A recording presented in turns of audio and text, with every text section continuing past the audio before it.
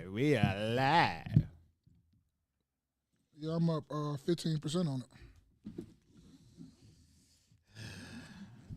You showed a good amount? No, it's like so. I didn't have many actually. I thought you had at least like damn near 15, 10, 15. I had. It's a long story, but Yeah, we're on record now. I'll talk to you after the pod. Can't tell everybody how much money we get. bro, I forgot my charger at home, so I'm gonna turn down this brightness. Hopefully, make it all the way through.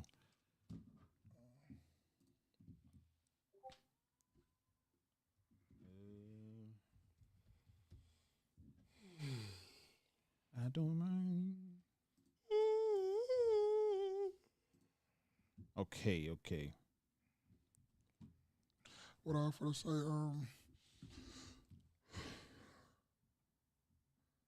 hey boy, that was I liked it that when I went to get my car oil change and stuff in service. I took my bike up there with me. I showed you where I was. Yeah. The dealership right there. So I took my bike with me because I was up there like 8 o'clock in the morning. So I'm trying to figure out, like, I'm like, where am I ride to? So I'm riding around, I'm like, oh, it's a trail right here. What am I doing? So I hop on the trail and just go all the way around. I started on like Arlington Heights Road in Higgins, rode all the way around through the Forest Reserve and through the park and all that stuff, Forest Reserve. I ended up over there off like 290, like almost coming down through there in Scheinberg. Came back around, came back up. It was a pretty nice trail though. I'm not gonna lie. It was like 7.5 miles or 7.8 miles or something like that. So I did like a nice. So it like looped around? Yeah, it looped around. But I could have kept going and like come around, like do all that type of stuff. But it was my first time, so I was just trying to stay on the trail for right now and do what I need to do. But I'm like, I'm gonna continue to do that when I go get my like your oil change and stuff, like knocking out 2 birds with 1 stone, because you sitting up there 30, 45 minutes to an hour anyway. You get you a nice bike ride. It's decent. Oil change. I'll be sliding under that, doing it myself. Hey, boy, I can't wait till I get my house to do the same thing. I'm giving out oil changes. Hey, let me do yours too. No, I wouldn't do to my wife's car. My wife, I'm not fucking with that. She want the newest shit. I'm not doing that. What you mean? Her cars is not Acuras and all that shit. No, I'm not doing that. She got a What you said? 20 something. Nah, I'm not doing that. What? Not changing the oil? Yeah, I'm gonna just let the dealer, because she get free oil changes anyway. She got brand new cars like that. And you free oil changes up to a year, 2 years, so we're going to let them change that oil. Oh, hell yeah. I mean, it's free. Yeah, it's free. Yeah, so she got free oil changes until another year and a half. When she got the car.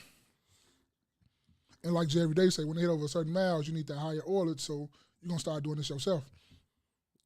Yeah. Sliding under that myself, because they be putting that bullshit in there. Yeah. And then you get the high aesthetic, and then you can go, oil change costs me $100, right? Yeah. If I go to Advanced Auto Parts or whatever and pay $100 for that oil, I'm getting the best oil that they got in the building for the $100.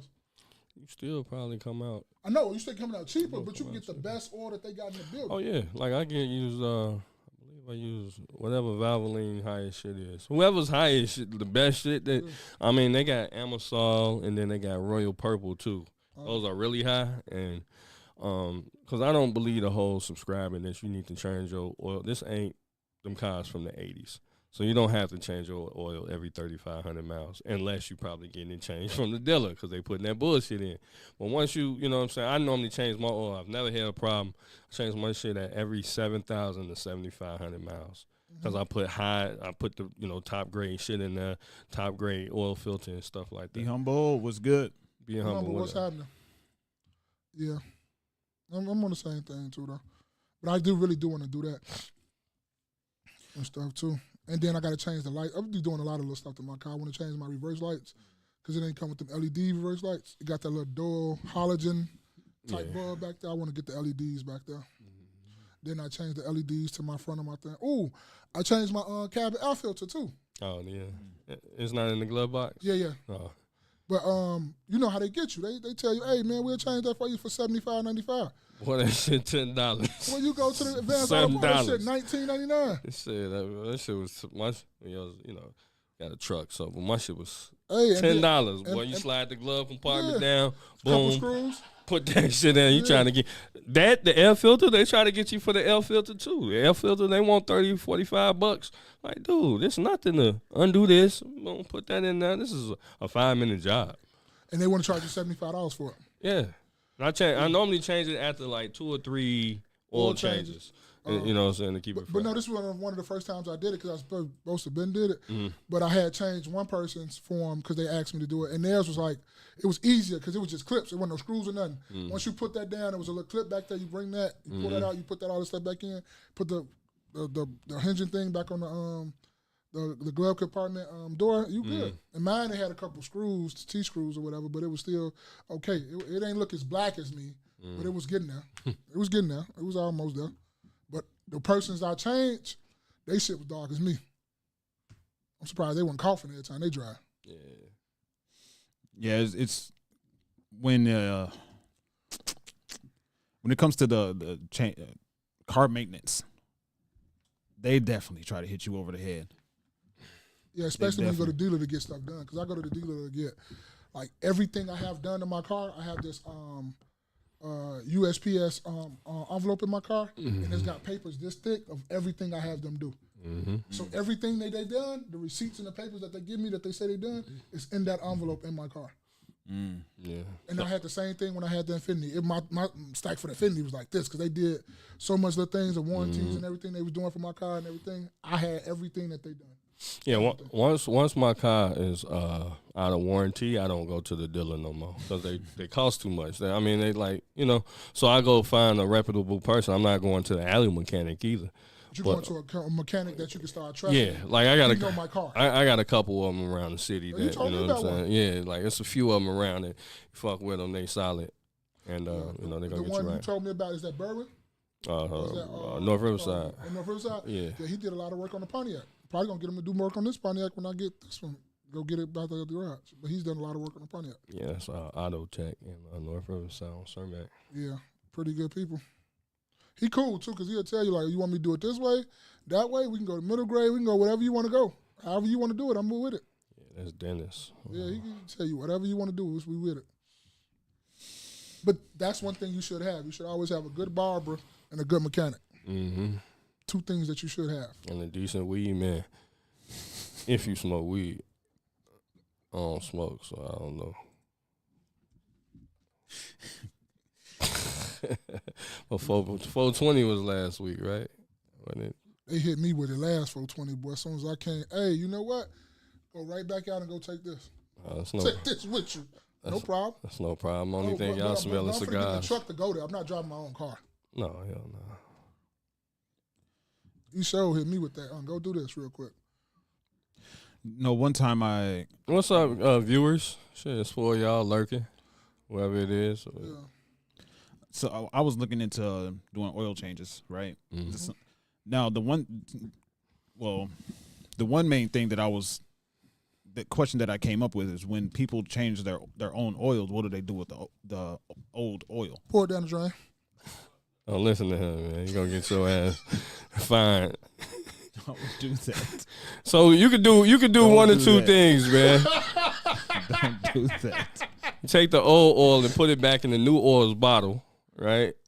And you take it like to O'Reilly's or some shit like that and dispose of it or whatever. Or you just throw that shit in the garbage can, get hood and talk, but never pour it down the drain. So never.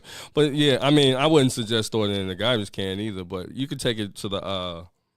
I leave it in the back of the auto place. They know what the fuck to do with it. All they gonna do is recycle it. Which way would you rather have? Oil in your water. Hey, man, if you gonna do it, do it. All right. Just don't say They got you on tape. You know what I'm saying? I ain't do it, though. They did it. All right, so I had a question for you guys, and I was busy this week, so I didn't have time to really I guess I should have just sent the whole link. But Boosie, I just had it right here. What do you do? So Boosie's on the internet asking the question, why do so many successful black men date white women? Did y'all role models date white women? Were y'all raised to like white women? What white women do that black women don't do? I've been meaning to, I guess, ask that for a minute now. What's wrong with a black woman? Or what's wrong with black women? Ain't nothing wrong with black women. What what I've always came to mind is that white women, having a white woman on your arm is going to, not right or wrong, but just having them on your arm is going to get you to a certain plateau. I mean, you know what I'm saying? The black woman is going to get you to one plateau, and then having that white woman on your arm says to the establishment, you know, the people that actually run shit, is that, you know, I'm trying to be accepted by you, and it's going to take you higher. Ma, what you think? I think sometimes that can be true too. I'm not going to disregard what Jerry Day said, but to me it'd be like a lot of times, like, be for real. Motherfucker be liking who liking them. Like, I done seen brothers like really try to get with black women, like really try their hardest, and they wouldn't get no play. Then That nigga was lame. yeah, he probably was. He was. But then you go get a white woman that like you when you lame and all this stuff, and you a geek or you a nerd. Then the other side get mad at you, like, nigga, she just gave me play. They just want the money. You still lame. That can be understandable, but they knew to play the game though. Yeah, white bitches know to play the game. Yeah, they play the game. Black women not playing the game, and I love black women. Boy, everything. Boy, look, I'm black. I'm black. Like, I don't mess with none of that other stuff. I'm married anyway. I'm married to a black woman, so I'm cool. But that's what I've noticed. I've noticed that.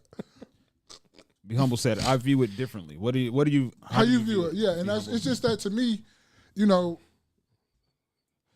that's just what it is. Like, it's just, that's the way I kind of put it and think it. Like, you be going after who like you, huh? Yeah, I keep fucking with them white bitches. Oh, no. I ain't say go mess with them. I didn't say that. Hey. All right. You do what you do. Hey, what is it? Nothing's absolute, Will, right? Well, what we're saying is we don't want you to end up like Stack. That's all I'm saying.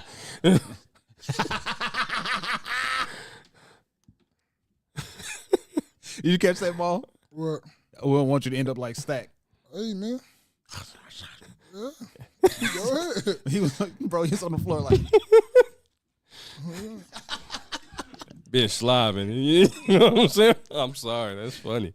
But anyway. Yeah, I mean, Will can. No, but you like who like you. It ain't like Jerry Day said. It's not an absolute. We ain't saying I'm thinking we talking about celebrity niggas. Oh, you know what I'm saying? Like in general.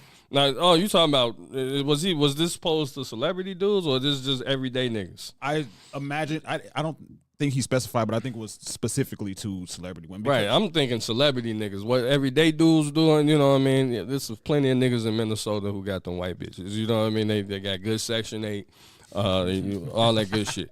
But like if we talking about celebrity dudes, I feel like because you're gonna get to a certain plateau. They don't like to really see a black man and a black woman together. You know, it's kind of like rare. You got your Jay-Z and Beyonce, you got your LeBron and Savannah, and you know, and there's a couple other ones that. But I'm just saying, it's like, yeah, it's gonna be black male, white woman. Will and Jay. And then on the flip side, there's a lot of white women. I mean, black women that has to deal with the white dudes too.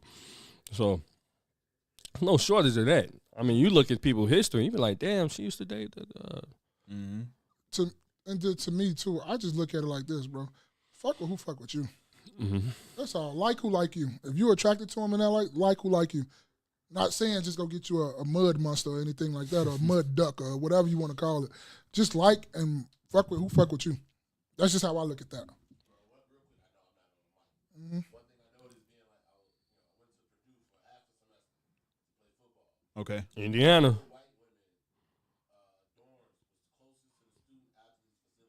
Whoa. You noticed that? Damn.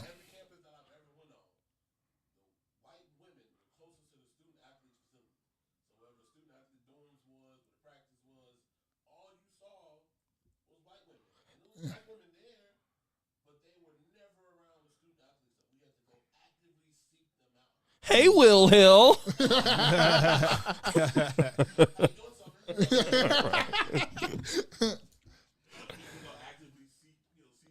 Damn, that's. Mm-hmm. Man. And they giving it. You know what I'm saying? Yeah. The black woman who, had to study every day to get in school, she ain't worried about no dude, but you trying to have fun. Hey, Tyshawn. So what do you think, Will? As far as because you said you're dating one. What do you think is your Celebrity or just for you specifically? Because you said you're dating. Now, I feel like a lot of people get it misconstrued. They think, oh, a guy dating a white woman hate black women. That ain't the fucking case. Nope. Right. I'll excuse myself. Like that ain't the case. Yeah. There is a big difference. It most definitely is. I think the black woman is hardened by nature. We know this, right? A lot of black women grew up in a household where the woman was the daddy and the mama, so they grew up with a certain level of. I want to say this ain't for everybody. Again, it's my experience. Right. Of taking care of a man, and I don't think a lot of black women are taught that in the household. Now they learn that when you get older, right? You learn how to treat a man because a man teaches you how you want to be treated. Right. But I think white women in general, in their household, they grow up being taught how to treat a man. And don't get me wrong, I'm a family of black queen. You know, if this shit fall out. This is my last trip. I think white women manipulation game is way colder than sisters though. They really got it. My fault. Yeah. Yeah, because the way they had they white husbands running around looking crazy. So what you think, Space? I think it's a combination of what you guys have been saying. It's you surround yourself by what you like who like you. You like who like you, and I've heard testimonies on both ends. One of it is somebody might say, I just like white girls. I know somebody specifically. He said black women. This black dude, dreads. Like he's a black dude, and he talks. Nigga got a fetish. But he said black women generally are not attractive to him. Fetish. But that's okay too. That's just what he likes. Right, and that's what I'm saying. So I mean, it's a variety of different reasons. But on a mass scale, as far as it pertains to celebrities, I think it's definitely more often than not. It's definitely trying to make connections and get into, like Jay Day said, certain plateaus. Real quick, not to cut you off, but when a person says they don't like, right? So I'm not really into white women, right? But I can say that there are attractive white women out here, right? So when somebody says they're like, nah, nigga, I'm not attracted to black women, to me that comes off as like that has to be a fetish. It's not, to me, it's not you like what you like, because there's beauty, you know what I'm saying? It comes in different colors and stuff like that. So for a person to be like, nigga, I only like what I like, that's, I really don't, I see that as just simply being a fetish. Let's see. Be Humble said, I view it differently. It seems a lot view the black woman as the struggle, and now they have made it. The internet is effing things up. Guys are going after OnlyFans and sex workers. He said white women are shark bait. They're easy prey. It's okay to play, but procreating with them in marriage is a no-no. Sheesh. He said he lying. I'm not sure who was lying. He also said, Jay, come on now, you missing out. Will, yeah. You missing out on these white chicks? I'm cool. Cool. But a lot of people say on both ends, male and female, but specifically Boosie was asking about men, is like Will said, it's difference in the relationship. It's a difference in the quality of women and what the experiences that they have. So it's he said your credit score will go up. Damn, that's Credit crazy. score go up if you pay your fucking bills. I'm finna say I got a good credit score without a white bitch. I'm all right. Cause you was taught. You I know wasn't taught. You don't need to be saved by no woman. I That's figured what it this is. shit out. I figured the credit game out. You don't need to be saved by one. That's all that is. Most niggas out here need to be saved. That's why they going after what they going after. She be putting you on her credit card, so I don't need to be put on nobody's credit cards. Yeah. He said, let me tell Doge about your credit score. Nah, don't tell him, man. Don't come on, man. You on some Matt Barnes shit. He said, let me call Elon real quick. But I was watching 2K's live stream, and he was talking about it. Anyway, and he said, he was in the military. Yeah. So he's dated multiple different women, and he said they're all the same. Who all the time? All women. He's dated different. I'm sorry, I didn't say that, but he's dated multiple different races of women, and it's the same thing with different women. I wouldn't. Women are women. I would say that, but it is different in the culture of how you do this, how you do that. It's like it's difference in if a women dating a black guy or a white guy to a Hispanic guy. It's difference in the culture. Mm-hmm. Are we all guys? Yes, we all guys, but it's a difference in that perspective. If you get what I'm saying. Yeah, and he said something. He made a comparison, and the conversation evolved to, Eastern women in their culture versus Western women in their culture. And let me see. I just had it up. Let's go here. So this is a conversation he was having with this guy called Black TV. That's his name, YouTube name. He has a channel, whatever. This is 2K's sentiment. Let's see here.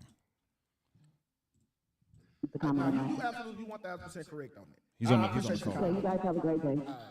Okay, so my last comparison. Okay. And Black, I'll let you take it over from here. Black women. Listen, y'all ain't gonna like this comparison, but it's true. Okay? Popeyes, Chick-fil-A. Okay? Popeyes, Chick-fil-A. Black women, y'all are Popeyes. Got the best chicken in the game. Can't nobody fuck with y'all recipe. The chicken tastes best. Oh shit! Y'all got it going on with the chicken. Chick-fil-A. The chicken is mid, but the customer service. Hold on, wait, let me finish. Compared to Popeyes, Chick-fil-A chicken is mid, but the customer service, that you get from Chick-fil-A, it's the reason why every time you pass by Chick-fil-A, it's a line wrapped up around the corner. Every time you go to Popeyes, it's easy, and we know who got the best chicken. It's Popeyes. So I want to say this to say this. The fucking customer service, the experience, it matters. Y'all are the cream of the crop, but you got a nasty fucking attitude. I'm going to go where I'm celebrated and not tolerated. Chick-fil-A, please. I'm going to sit in line for an hour and get my, well, they can move fast. I'm going to sit in line for 5 minutes at Chick-fil-A, then go eat some motherfuckers who don't want me over here. That's what I'm going to leave y'all with. That's all I'm going to leave y'all with. Look, sound like the Shannon Sharpie. So when I heard that, I was dying laughing. Like I can see the comparison. A lot, and that's a sentiment that a lot of guys have when it comes to Popeye's line be long. That's because they taking their time. That's because they doing their own motherfucking thing. So my question about that really was, what do you think about that? Do you agree? Do you understand where you're coming from? Or do you disagree? Yeah. HPX, what's good, bro? Do I disagree with what? What the comparison? Yeah, with the comparison, yeah. Yeah, I mean, but I think we, just kind of generalize white women. Like white women, they got piss poor attitudes too. Like I said, their manipulation game is better. Off the dribble, their shit is just better. But they got piss poor attitudes too. It ain't, Hispanic women, they known for slicing and dicing niggas. Like getting it, they legit to give you $150. They know how to pull a blade in, right? Mm. So, I think sisters a lot of times are a little bit more vocal, But outside of that, I mean, shit, a sister's gonna love you harder, just as hard as any other chick. You know what I'm saying? Probably more, harder, right? Harder. Right. So you know what I'm saying? Just as hard, as far as I know. So I don't know. I wouldn't trade it, but I do understand why the celebrity niggas do it, right? Because that's the circle that they're in. That's the sphere that they're in. They seem like they got to do that. They have to go that route if they want to reach the plateau that they're trying to get to. Ma, what you think? I get the sentiment of what he was saying. I get all that stuff, and it's some truth to it. I'm not gonna say is it all truth. To each his own, whoever you want to talk to, because I come across a lot of, like I say, I come across both nice. Let me rephrase it. I do come across a lot of nice, cool sisters, but I have came across, like, you just speak, and it's like, motherfucker looking at you with this death stare like, I've done something to you. I've not done anything to you, and I don't want nothing from you. I'm just speaking. And I've come across that, like a lot more than I come across it probably with white. Would that mean say I'm going white? Nah, I'm still going with the sisters all day, every day, and twice on Sunday. It don't matter. But do I get the sentiment of what he's saying in that video and how he compares it? Yes, I do, because sisters do sometimes have that little, you know, little swag of an attitude or whatever, however you want to call it. I will have that little, you know, that little, how you can say it, demeanor. I don't know how you can say it, but I understand where you're coming from with it. But if you ask me and you put two right here, I'm gonna pick the sister every time. It's just where I was rocked. It's just where I was raised. That's what my color my mom is. Color my cousins is. Color my sisters is. That's what color everybody is. So that's all I know. Be Humble said higher educated women act differently than those without. DHPX said crackpot lover was good. Next fear from Be Humble. 2005, I stopped dating women without a college degree, no matter the race. This Negro hungry.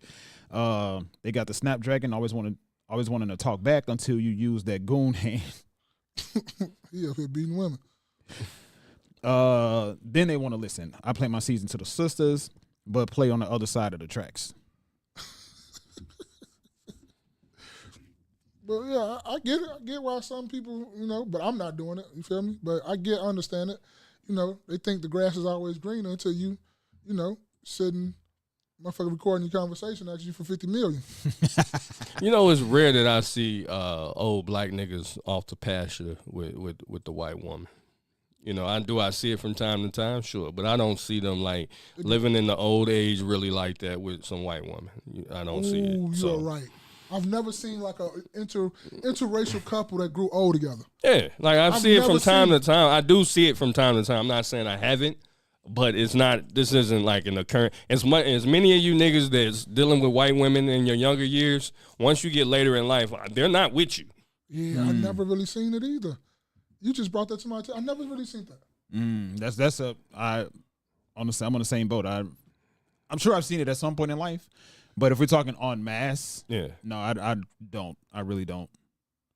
I really don't see it. Matter of fact, I've seen more black women with white dudes, or you know what I'm saying, white husbands in older age than I've really seen black men with white women in older age. Wait, say that again? I've seen more black women with white husbands in older age than I've seen the reverse. Yep. Much agreed. Damn, you just brought that to my attention. I'm thinking, you got me thinking hard as hell. I've never really seen that. I've seen it once. I know somebody, you know. And I don't think they were together all this time. I think they got together later on in life. It'd be that too, you know. But it's not like, I don't know. You know, love who you gonna love. You know. Love who love you, man. It's better to love them, you know, somebody from a different race than somebody of the same sex. Why you see now? You're supposed to be dropping one of Clue's bombs. That was a good Clue bomb drop right there. You got to be on point, bro. You can't tell me that wasn't no Clue. And then start the pod. You tripping today? What's going on with you? How you feeling? I was looking up this statistic because I saw it was a long time ago when I looked it up, but it said basically black men date interracially twice as much as black women. That's what it said. They probably do, but they end up marrying around the same stat, so it don't even matter. That's what I was actually leaning towards. If we're talking marriage and children, I would say, do black men marry more interracially? I would agree. But I would say more black women have interracial children than black men. Yeah, you can see the byproduct of that, right? So you can see these little niggas running around the neighborhood. It's like, who his daddy? You know, he's clearly mixed. So just off the strength of this, quick Google says right here, in 1983, 3% of black women were married to white women. That number is 4 times that at 12%.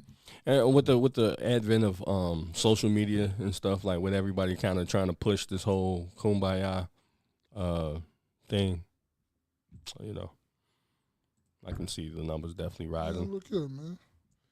Love who love you. Give you a piece of advice. Well, I told my son, see that little 5 or 6 over there? She love your dirty drawers. That's the one you need to be with. As long as she look decent and cool to you, that's the one you need, right? That's the one who's going to love you through thick and thin, through everything. That 10, Soon as another dude come with a couple more dollars, she out. Facts. She's out. You hear me? She's out because she ain't never been told no, and you're gonna eventually have to tell her no. Let's keep it a being though. 5s and 6s do the same thing. What you mean? They women are hypergamous by nature. Yeah. Right. So a nigga that comes through with some more bread, right? They're gonna right. So a 10 should be treated the same way you would treat a 5 or 6. If the 10 like you, then the 10 like you. You know what I mean? I think the problem is that people don't. Motherfuckers is naturally scared of 10s. You know what I'm saying? You it's rare that you see a 10. 10s ain't just walking around all day. You know, so it's rare that you see a 10, but 10 should be treated just as everybody else.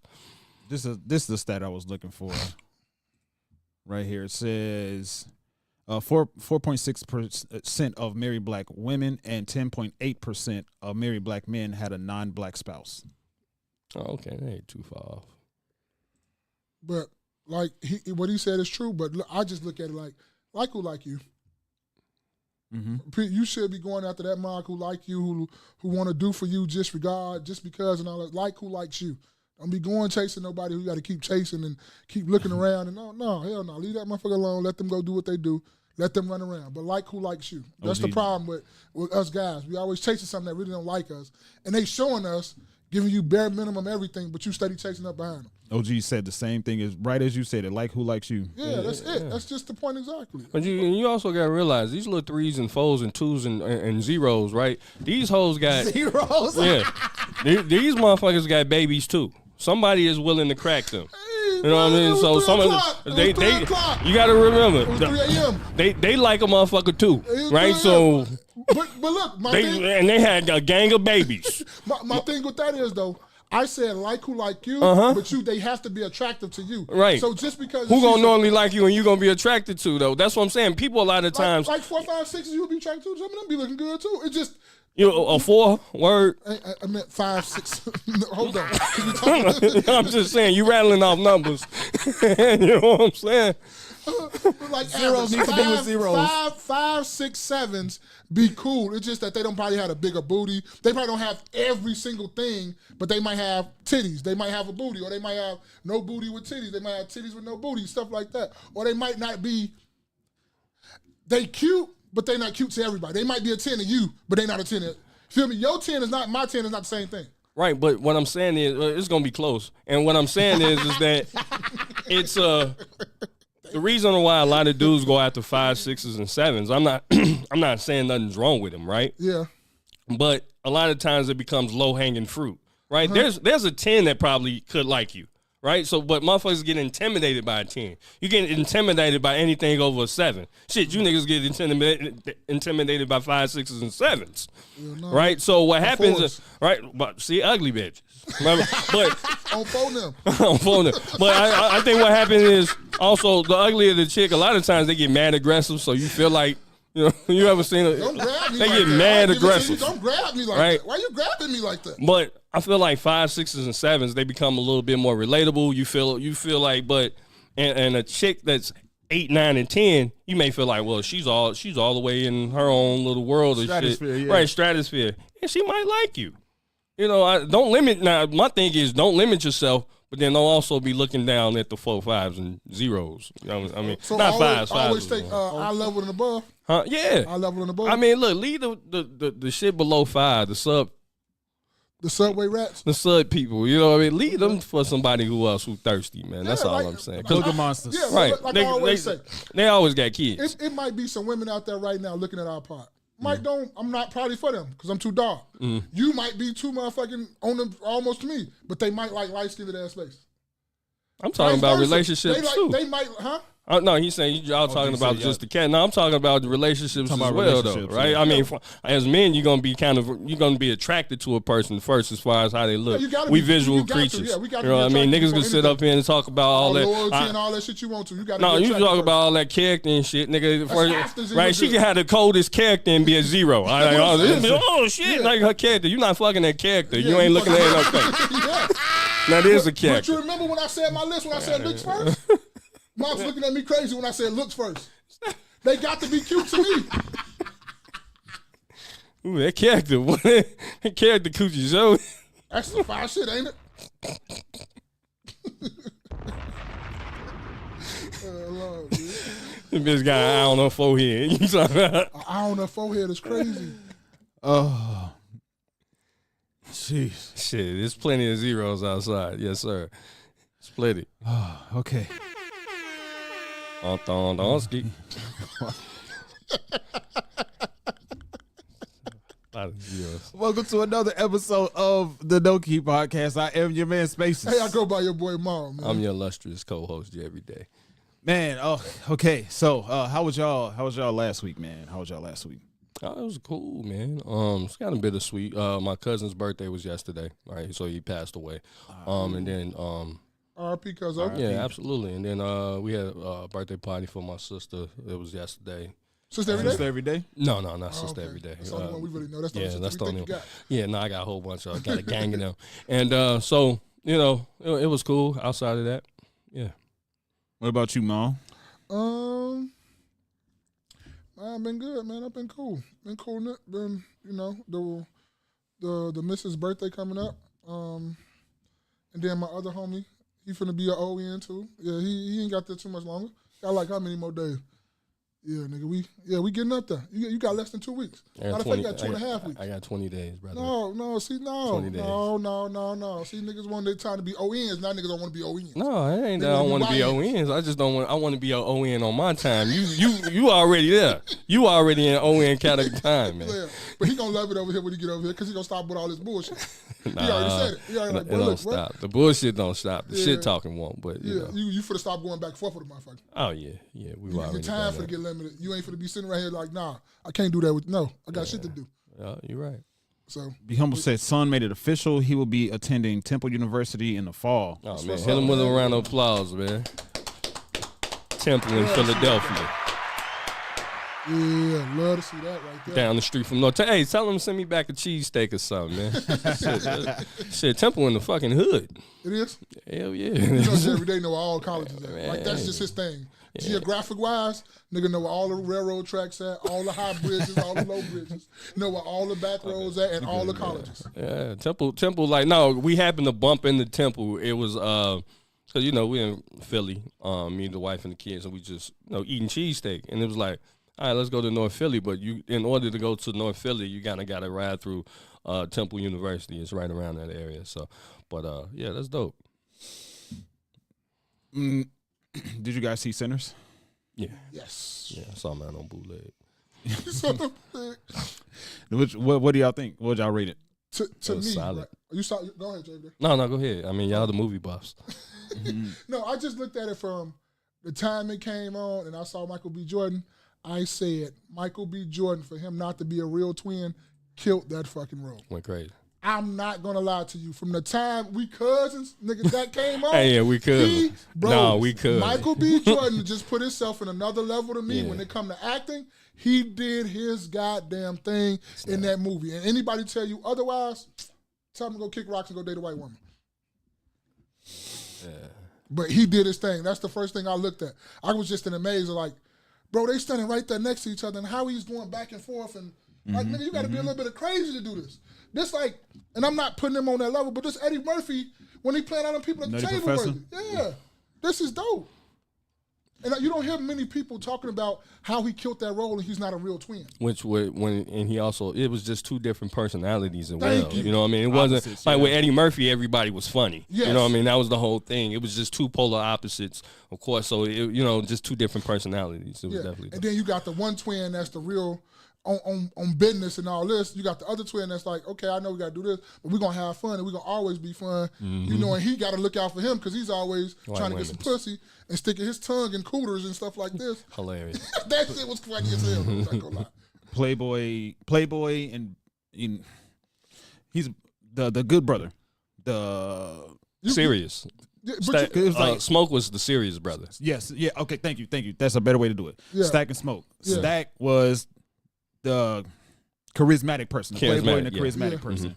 And Stack was the polar opposite. He's serious. He's about business and security. Yeah. Like, man, come on, man. Yeah, that he was, did, that he was, did that his was thing. solid. He did, for he sure. did his thing. That's a good movie. I'm not gonna lie. I can't wait to get on my fire stick. I want to watch it again because, like you say, I was so busy into the all of the characters and stuff, I really didn't see like, because I know we look at movies different.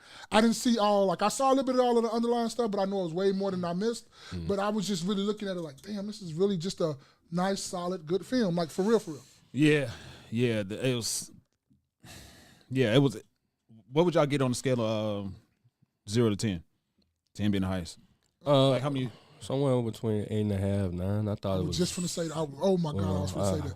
The yeah. 8, 9. Some people will give it a 10. The ending. Yeah, exactly. I feel like they kind of rushed the ending, right? So, but I think overall it kept me engaged, and actually I felt teleported into that time during the 30s and shit like that. Yeah, so, yeah. I'm not gonna lie to you though. But remember when I said it's like a Black Dust Till Dawn? You can't tell me that wasn't like a Black Dust Till Dawn. Well, he said it was inspired. You know what I mean? It had different scenes where it was inspired, but they definitely had their own, story. I can see the correlations and the parallel of what you're saying. Yeah. But in general. But it's just like when you get a white person's fried chicken or a white person's chicken and dumplings compared to a black sister chicken and dumplings. It's going to be the same dish, but you're going to taste a lot more foot, elbow grease, underarm fat, all in that sister shit. Yeah. You're not going to taste all that over here. And to what you're saying, I feel as if Sinners made it feel more relatable. Yes. Right? Because it was history involved. It was a timepiece, not just a horror flick. It was a timepiece versus Till Dusk Till Dawn. It was just like, these is criminal niggas, getting caught up in some shit. Yeah. Keep your motherfucking voice down. I would give it a solid. The only reason I wouldn't give it a 10 was because of the ending. Like, come on, you could have done better than that. Yeah, you could have made it make more sense. No, I was shocked that they walked in there though. Was you shocked that they walked in there? Yes, I was. It did surprise me. Like, what the fuck? I thought he killed them. It was. You talking about the ending? He's talking about the ending. Okay, I'm talking about towards the last. In the water, that part. Like, I get you what you're saying. Okay. Like they could have done that better. Made it make more sense. I'm okay with how it happened, but make it make more sense to the story. See, like that's why I say it was like a Dust Till Dawn, because that's kind of how Dust Till Dawn came. When the sun came out, everybody started disappearing and dying because the sun was out. Right. Yeah, and that's how vampires work. No, it's not. It's not. Really not a horror movie, but it is classified under there. So Cornbread was funny as fuck. Yeah, he was. So you ain't gonna invite me in? Say we out here jucking and jiving. Let me come in there and help y'all out. Just like the devil to come up in your house and fuck shit up when you're doing what you're supposed to be doing. You know what's crazy? I had a stint where I was really into, I guess you could say, the vampire aesthetic. I like the whole. I was like reading about it, just watching shows about them and stuff, and certain things I knew was going to happen before they happened. As far as the vampires specifically, like, hold on, because real quick, we may throw some spoilers in here. So, come back in 10 minutes. Not you telling them. Yeah, because it's still fairly new, like 2 weeks. Yeah, because I feel like shit that been out like 20, 30 years, and we talking about movies, like Nino Brown and killed, you know what I'm saying? Killed, wait. Oh, he didn't do it? No, I ain't seen that yet. shit been out damn near 40 years. That's the problem. Right. Long as he been alive. Oh, why you telling spoilers? This shit just came out. So, it is some spoilers. Go ahead. But, okay, I'll say this, because it's not really a spoiler to the story. It's just talking about vampires in general. Once the first vampire came up to the club, I knew that the only way they were going to get in is if they were invited in, because just like a vampire law, that vampires have to be invited into a place that they don't own or that they have not already been invited to. Right. So I knew that's why they were standing outside and didn't just come in. Like, because vampires are super strong. If they wanted to get in, and they could get in, they could just push their way through. That was cornbread, right? Yeah. They could have just pushed their way through cornbread. They had to get invited in. Right. But then again, too, you know how I keep saying this, from Dust Till Dawn to that, it's like the black version. See, Dust Till Dawn was them outside singing in a circle. The black version was them inside getting it cracking. You feel me? How that music was to that music. Yeah, and the one thing when I said last week, I was like, don't do too much. When they did the part about the music, and it started getting like, come on, don't do too much. Oh, how they was going through different eras of Yeah, music yeah. and African culture and all this stuff and all that. It was just like it was pretty good. Yeah, it was. I liked it, but I'm like, all right, I don't. Well, you wanna can see tell no it was twerking. summing up something, and I think that's what they were trying to show is that it not only does music, it transcends time too, Yeah. right? So they was trying to show that it transcending time, but then it's also conjuring and summing some things up. That Coogee sweat he had on at the end was dope too. I ain't Yeah, gonna it lie was. to you. That shit They was trying to fly. bring Coogee That back. shit was fly. That That, shit made me go the get that Coogee acting stuff. in that scene, bro. Yeah, that Coogee sweater was dope. I'm The not gonna lie. acting in that scene was crazy. And also what I Michael B. take. Jordan one of them ones, B. Bro, He one of them man. ones. Mount I'm not gonna Rushmore, lie. bro. No, hold on. See that. He- I hate he's in niggas like mine. you. I hate see that one. He's in mine. Hold on though. Creed he did good too, but just let's give him a little bit more time, okay? Pump the brakes. I understand where you're going, but it just need a little bit more, okay? I Just a get little you. bit. For me. Okay, for you specifically. personally, I get you. I understand. For I me understand. specifically, because just like to me, Chris Brown is the Michael Jackson of this generation. Yeah, Michael B. Jordan is the Denzel of this generation to me. I get you. Because I've seen him in all different kinds of roles. But what about Ryan Coogler though? This Right. director boy. Because every movie he kind of do, he brings and finds a new. Like I've never seen that black woman before who was with the young boy, the preacher boy. Yeah. I've never seen. Who is she? No, I think she's new. That's what I'm saying. Let's see. We can look up the cast. Talking about the one Preacher Boy was munching on. Yeah. He say Smoke told me. I want to talk to him. Smoke told me to do. She said, "Hold on, I need to wash it up first." He said, "Nah, I want to taste the fish. So Walking around that Mississippi sun all day and you munching. You bogus. and she was dancing. You bogus. And she having no drawers. Salty. And fishy. It's okay, so that lady was her. Yeah. Jamie Lawson. Let's see. I ain't even gonna say nothing because I can't say it on film. But when I saw it, I thought of one person. Known for the Batman, Sinners, The Running Man. Oh, she was in Woman King. Oh, she was? Ooh, that movie. Yeah, she doesn't have a whole catalog unless IMDb is missing something. But she But doesn't. that's the first one I kind of seen her like on. I ain't because I don't go to the movies to see everything. But I guess you trying to see like you're gonna start seeing her a lot of stuff. And Ryan Coogler is good for doing that of like bringing somebody out that's not like that, putting them in the forefront, and they kind of take off a little bit. One thing I can say is that I liked about it was, even though there was some slave elements to it, this wasn't about that. Like when they were riding down the road in the car and the slaves were on the side doing whatever They was actually That was a chain inmates. gang. That was a Yeah, jail. it was inmates. That wasn't no chain. That wasn't a Well, slave. and I was just using that Oh, as an okay, example. okay. As an example, like I'm glad that they didn't have that element in there because I'm like tired they of seeing. slaves? Yeah, Oh, okay. and even though they had Cornbread picking cotton in the field, Cornbread just walked off. Yeah. Oh yeah, it was a sharecropper. You know what I'm saying? So I'm just, I man. And Day then, picker. then the last thing I'll say is somebody, and I think it was Andrew Schultz. I was listening to Brilliant Idiots. He pointed out that like one major theme or hidden theme about it that people might not have caught was that in a lot of cases, white people try to invade black people's spaces and change their culture. Facts. That's how it was. And that's how it was with the vampires. Yeah. That's the whole theme of the vampires. They were trying to mess up invade what black people were doing and bring black people. Stop singing your music. Stop doing what it is. Stop enjoying yourself and come join us and sing our music.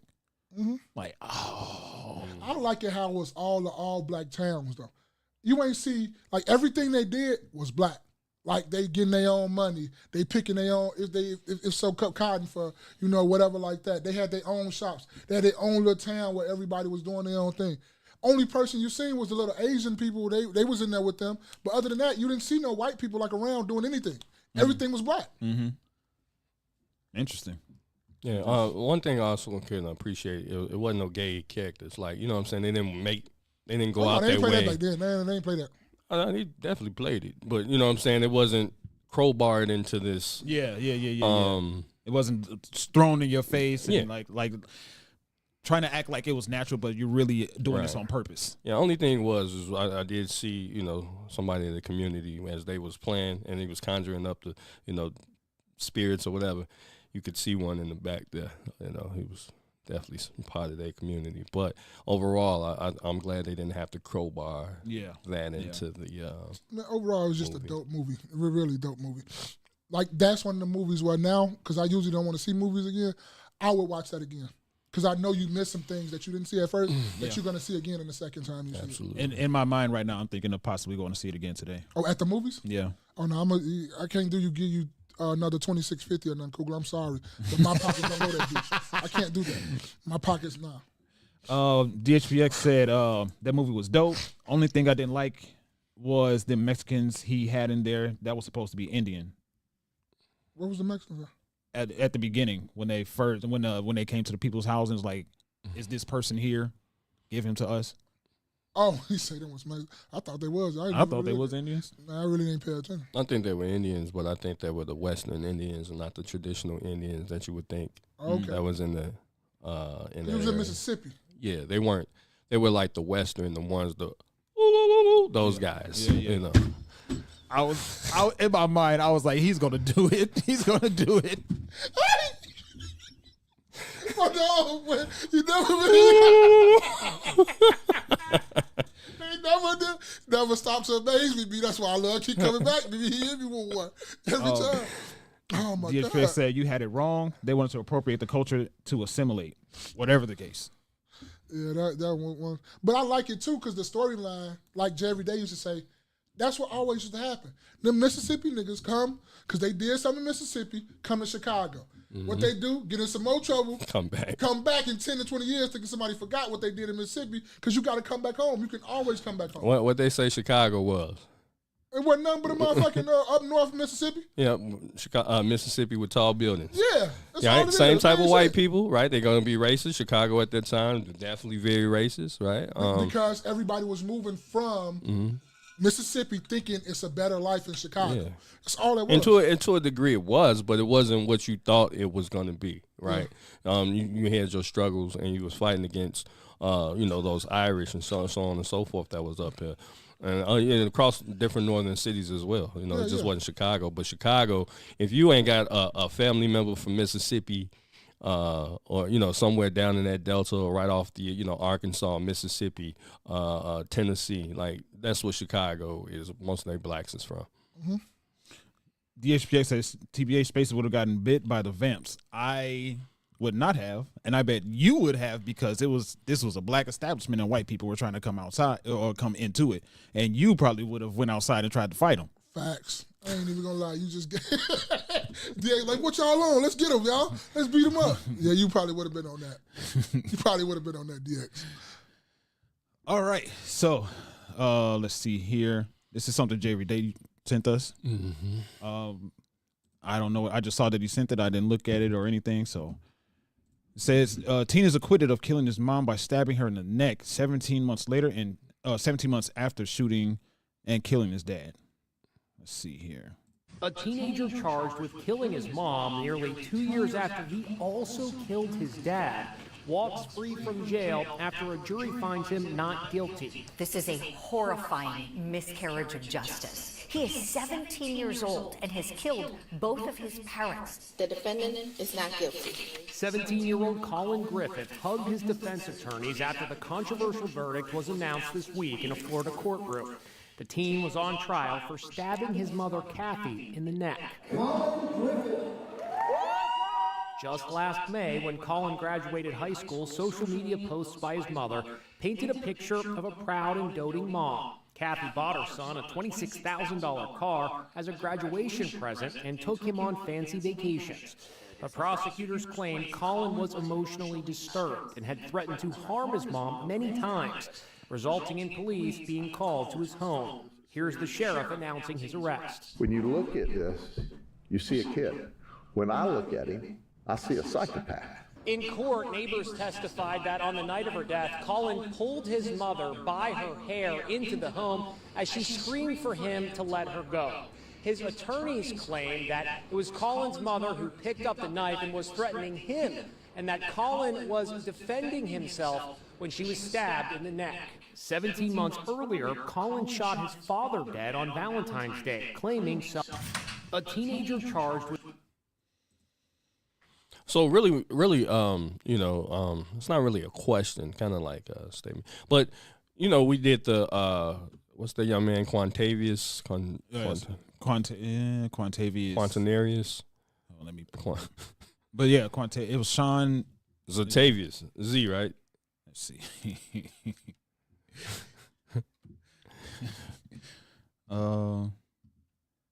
Where'd it go? Right here. Sean Simpson. He unalived. Zaquavius Dawkins. Oh, okay. Then Sean Simpson. We did a video on Sean Simpson, not getting bail. And we got a lot of people that chimed in the comments. And, we had a situation like this, right? And they're talking about, well, why isn't Carmelo Anthony, why didn't he get the same treatment? Mm-hmm. Yeah, it's another question that go with this video. Right, so you got him saying, well, why isn't Carmelo Anthony getting that same treatment? But here you have a young boy who's killed both of his parents, right? Then there's a situation that I'm not sure if I sent it, but a situation out in maybe Seattle where young person stabs another young person in school, right? And it hasn't been updated. Didn't I send that? I think you just wanted to follow it. Yeah, okay. Then I did say I wanted to follow, but what I'm saying is there's no outrage. It's like just because Carmelo Anthony has stabbed. Oh, right here. Wow. What you were saying about the Carmelo Anthony connection right here. Yeah. So why is Carmelo free, right? And they're trying to conflate these different, something that happened in one state, in another state. And the charges and so on and so forth. When one was, like I said, was premeditated. So what do you guys think about that? I think he should be in jail. Mm-hmm. I don't see how he would. I'm curious. I want to look up the story. What happened in his court proceedings to where he got off for free? Who the dude we just played? Yeah, and he's killed 2 people, both parents. On top of that. He stabbed his mother and killed her, and then he killed the father first, right? And then I guess time progressed, and he turns around and kills his mother. Oh, yeah. 17 months after shooting and killing his dad, he stabs his mother. Mm. So we don't think this little motherfucker is deranged or something? Right, but there's no outrage about that. Mm-hmm. Yet they want to conflate and say, well, because there's, this black on black violence. This is the reason why one guy didn't get bail, and Carmelo Anthony did get bail. But when you say too that the white on white kid, white kid killing his parents is not really a moneymaker with the news, but a black kid killing a white dude at that's more news. That'll get more people riled up. That'll get people in the streets marching and singing and dancing and twerking and doing all this other, crazy stuff. Wouldn't that be more of a better headline than a white kid killing his parents and going off and getting acquitted? Yeah, I agree. I'm not sure it would be a better headline, but you know what I'm saying? I definitely agree that, it's going to get people riled up, and you're going to have 2 polar opposite groups of people, at each other's necks. No pun intended, but yeah. Yeah, I don't see what possible angle could have what possible angle they could have played to where he got off with no jail time whatsoever. Mm-hmm. How did he get off? No jail time whatsoever, and according to no like court supervision, no punishment at all. Both parents. The shooting and killing. There's a plethora of charges you can bring up against him just off of that. Then the stabbing, come on, like I don't get it. I don't understand how he's in jail. Oh, how he's not in jail. Like what? I wish I knew more about this case because that's a miracle. I mean, that ain't no miracle. I shouldn't say miracle. You're right. I shouldn't say miracle, but it's amazing to me that nothing happened. I would say it's a complexion for the protection. I understand we like, we always got to go there, bro, because that's just what it be. Like, you can't tell me if you put 2 cases up here and you just take the race out of it and you just read down the thing and you ask people, well, why this person get up and they go, I don't know. It was just lucky. But then you bring the faces. Then you people looking like, is this just because of their race? Then people want to say, why you always got to bring race into it? Because that be the factor, though. I don't like doing it, and you know I don't like just saying everything is just racist. Because when something is really racist, you have no merit to stand on because you done watered it down so much. But that's exactly what it be. This is crazy right here. So it says Colin Griffith was seen hugging his public defense team and then smiling towards his family members, including his aunt and grandmother sitting in the courtroom, who were relieved by the verdict. Witnesses told detectives that they saw Colin Griffith and his mother outside the mobile home arguing, and that they saw him grab his mother. Oh yeah, grab his mother by the hair and come on, man, and drag her in the house. Inside the house. A year before the fatal stabbing of his mother, authorities say Colin Griffith shot his father to death.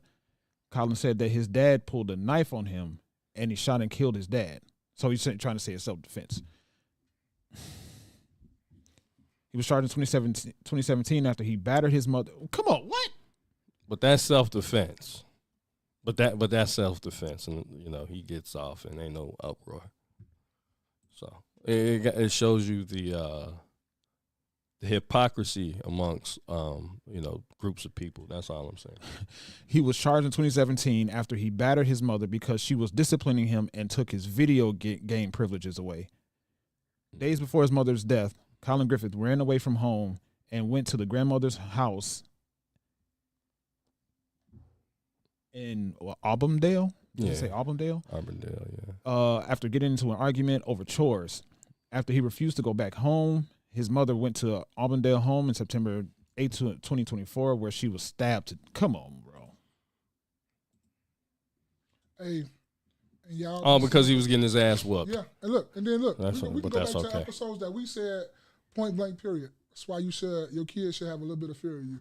Because I guarantee you, if the man had a little bit of fear of his mother and his father, he would have did no shit like that.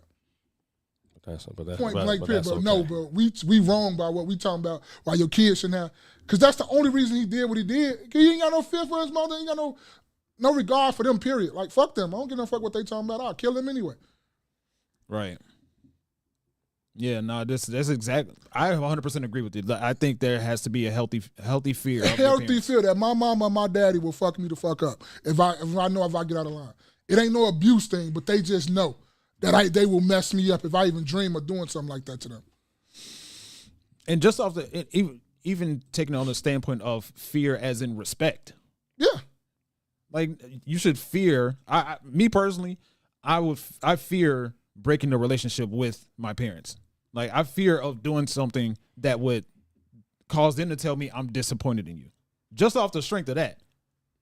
I'm like, nah, I'm not going to do whatever it is that would cause them to say that. But this spare the rod, spoil the child, man. I think in a lot of cases, a lot of parents, I actually was having a conversation with somebody, and they said they're not going to whoop their kids. I'm finna go whoop mine now, just off watching the video. As soon as this is over with, you know what I mean? Y'all get in here, let me beat y'all ass. You just kind of got to, beat their ass randomly. Beat their ass on a regular. Hey, it's time y'all regular schedule. Yeah. Just in case y'all thinking about doing they used to do that. Whoopings off the whole GP. Yeah. You know what I'm saying? It's called general principle. Yeah. Yeah. Right? So the whole whoopings off GP was, I'm just whooping your ass because I know you probably did some shit I didn't catch. That's what GP was. Yeah, but it's just that you got to have a little bit of fear, man. You got to know that if he messes, he probably play with his mama. He'll probably play with them. But he ain't playing with Pops like that. Pops don't even play like that. We don't even play pranks around here. First of all, you fuck around and get shot. Don't come around here playing no pranks. Don't come around here trying to scare nobody. Don't come around here trying to jump around the corners. Don't come trying to come underneath no cars, grab no legs. You're going to get popped. So let's just be cool and just respect your elders. Yeah, no, there's no reason as to why this dude should not be in. It's clear he has a history. Mm-hmm. It says here. Let me pull it back up. Guess what? The next thing he's gonna do? He didn't kill both his mother and father. He's gonna be a mass shooting next. Ooh, hopefully not. Hopefully not too. But that's on the verge of where he's going. He done got away with 2 bodies already. He's 17. Yeah, he got a decent KD. Yeah. In Call of Duty, he killing it. And the duty, he killing it. Anybody with a 2-0 KD, that's good. He get one more, he got a kill streak. Like the fool. He got UAV. UAV up. He's got a decent KD. No, I want to look more into this case and see if I can find some more information. Even though this sounds just a description in the video here is all of what I would need to see what verdict or what I think should stand. How did he get off? How did he get off? And guess what? He probably gonna be your doctor. Not mine. He's probably gonna be a doctor. And they say there's people serving life sentences for smoking weed. Hey, yep. That's crazy. Sheesh. This comment right here. He on the way to his granny house right now. And he's definitely gonna test that again. There's no way. Like it seems like everything he's done, everything that he's going to get, it's like self-defense. Self-defense. What I would see is why the fuck do you keep being in these self-defense situations though? Right. Need that lawyer's info ASAP. Oh me, probably don't work for you though. No, that's only for his folks. Yeah. That that makes me think about whatever show where there's an attorney and a judge, how attorneys and judges would be in cahoots with each other behind the scenes to make sure that the one attorney wins the case, or another attorney loses the case, and there's a big financial payout for whatever the verdict is for all people involved. Absolutely. So the defendant attorney, or the plaintiff's attorney, the defendant's attorney, and the judge all get a major payday from stuff like this. Mm-hmm. And it could be the other way around. If it was a black kid that stabbed and shot his parents, whatever the verdict is, if the bet would be, let's give him as much time as possible. And because that sticks, all attorneys get paid and the judge. So typically the way I think it works is that you want to, somebody does something, you want to get them to actually plea, right? You don't even want to have to take it to trial if you're the prosecutor. Mm-hmm. You don't want to have, because your conviction rate is going to stand.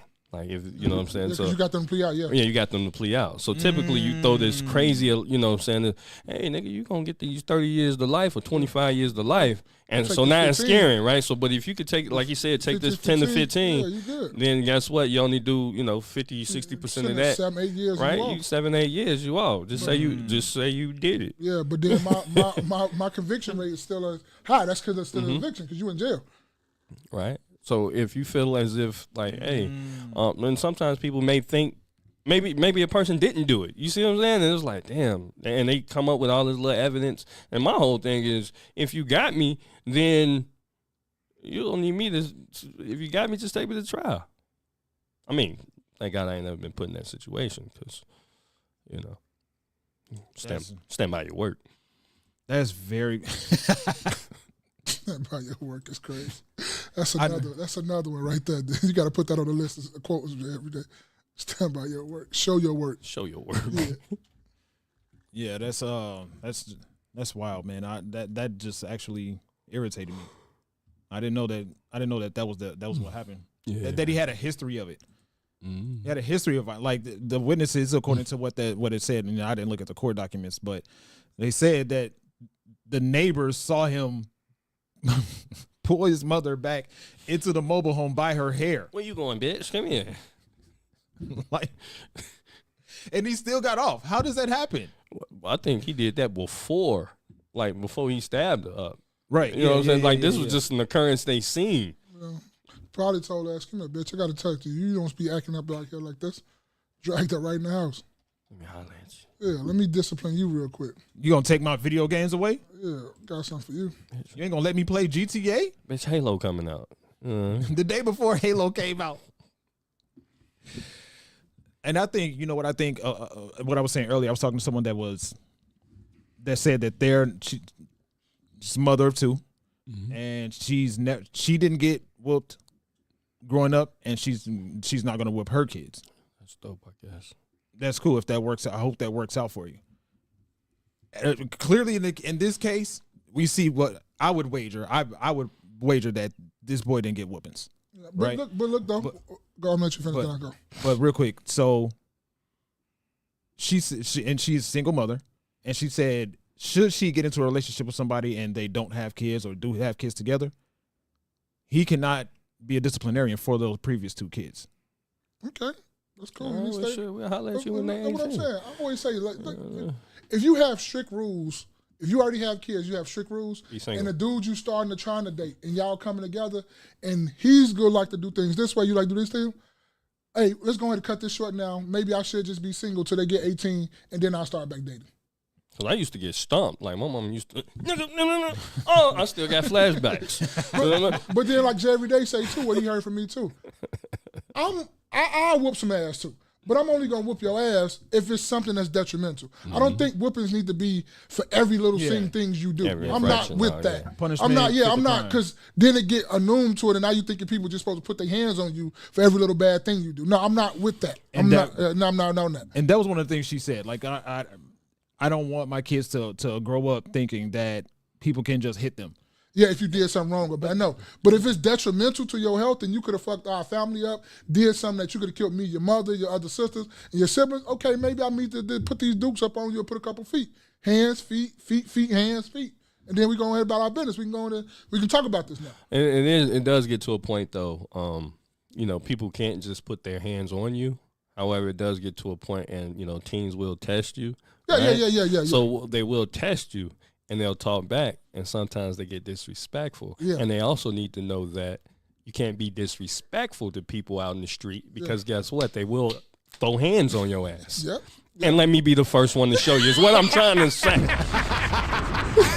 You're right. You know what I mean? We can't always have these, cordial comments. I'm bitch and all that. Let me show you what a bitch is then, since it's that, right? Because if you don't check them kids, all that talking and shit, sometimes that's cool. A lot of times it's cool, right? But it's gonna get a time where niggas might start smelling themselves. They start fucking, and a lot of times people start fucking. Now they want to talk crazy, right? You paid one of your bills. Now you think you run this shit, right? No, you paid a bill in the house, nigga. You don't own nothing. You still do what the fuck I tell you to do. Let me take your little ass, because I'm sure you in the ones. You weigh around 150, 100, and toast your little ass through the wall, just to let you know that you can't talk to people in general. And I'm your parent.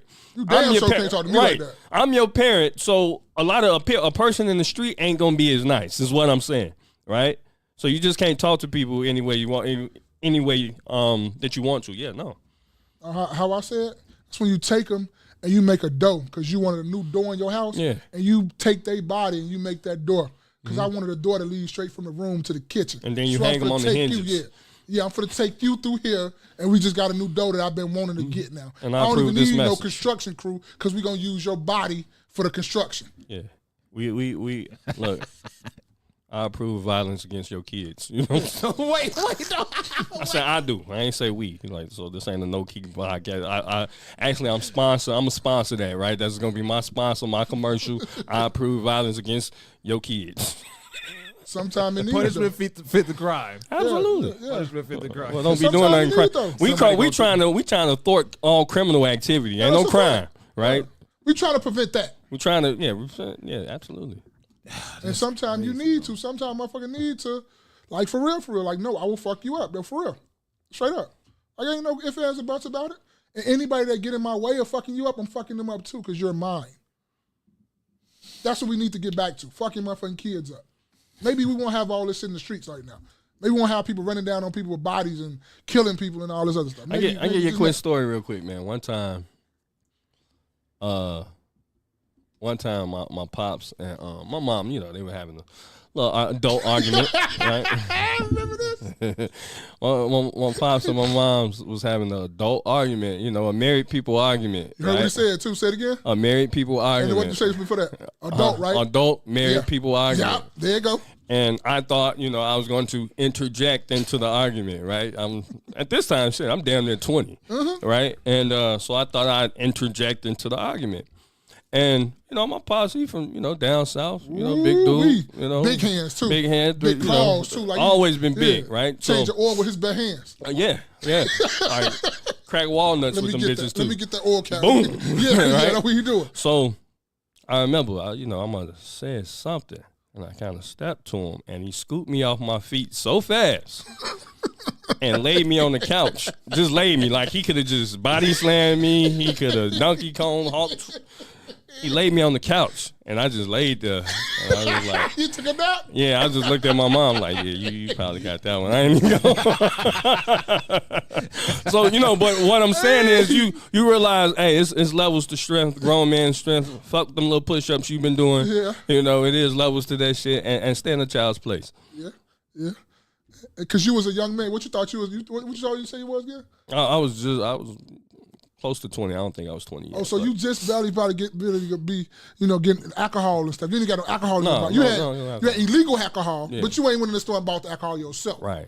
Okay, so you ain't had that. Your daddy been drinking alcohol for a good 20, 30 years already. Yeah. You know, he that. Military. He breaking walnuts with his hands. He changing oil and stuff. Yeah, truck he taking mechanic. The radiator cap with his bare hands with no towel and nothing. It's hot. He's doing all this. Yeah. And you decided you wanted to be a little bit grown. So he went on ahead and just like laid you back down and tucked you in on the couch. Like, look, man, just stay out of this real quick. Because I don't want to do that. I did. I minded my business from there going forward.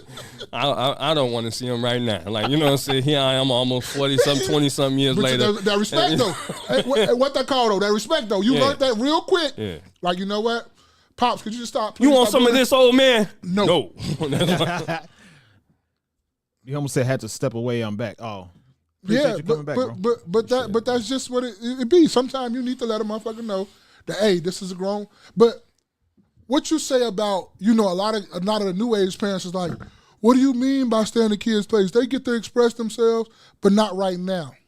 It's a different time and a place for a kid to express themselves. Because if you tell a motherfucker to shut up, I mean shut up. We'll discuss this at a later time. But right now I'm telling you to shut up. Be quiet. But it's always like, you know, you got parents out here like, no, they can express themselves. They can tell you what's on their mind. Okay. But when somebody with authority say, be quiet at this time. Because when the police tell you to shut up, you ain't going to shut up. They're going to go in and make you shut up real quick. Hit that nice skip right across the mouth. Pepper spray and baton. I need to give me some pepper spray. I mean some best. You know what? I got another quick story. Like you said. I'm out. This is when Obama won, right? So I'm right there on North Avenue and Central, right? And Obama winning, crowd, you know what I'm saying, everybody outside. So I go walk down there, and you hear the police come out. And the police, you know, they're in the riot gear. And then a big-ass officer, he came and approached me. You know, I don't know why he approached me out of nowhere, because I was by myself. So he said, you need to get the fuck home.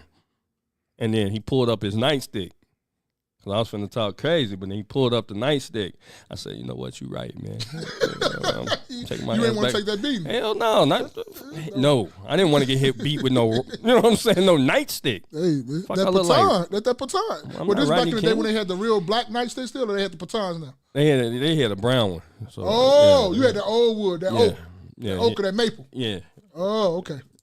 I knew it was something from a tree. Yeah, that tree there. Yeah, that's what my mama used to start whooping our ass with. I started playing football. Y'all laughing, I'm dead ass serious. That oak graduated. Remember how you say your mama say you graduated? Like, damn, what I win? This motherfucker stick. Yeah, man, that's so beat your kids. Yeah, yours. Don't be around here. And we're not talking about beat your kids as like, oh, motherfucker said that's no. People gonna take it that no, way. No, if you can't read between the lines, then you're fucking dumb. Yeah, and then you stay the fuck off the that. podcast. Yeah, you shouldn't be doing that. You shouldn't. Don't take nothing we do. Literally just said don't do that. Yeah, like, don't do that. Nah, we talking about to keep your kid. Beat your kid so the police won't have to. And that perspective. Yeah. Take that.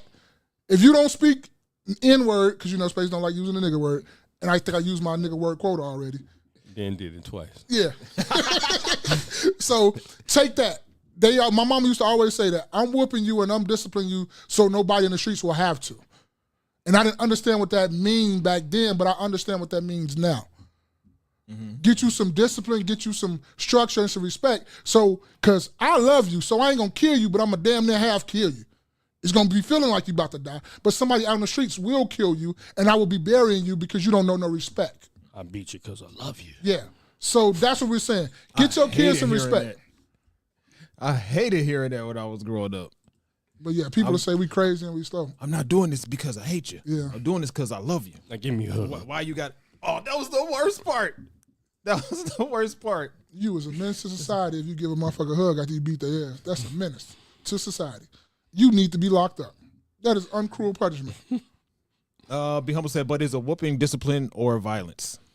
It could be both. And like I say, Jerry, they heard me say this all the time. It always the fear on the of what they did.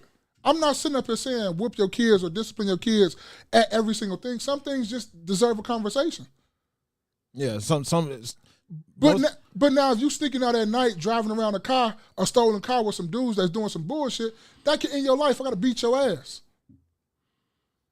Because you finna lose your life. You finna fuck our whole family up. I gotta hear your mama cry every night. So now I got to discipline you. I got to put some hands and feet and paws on you.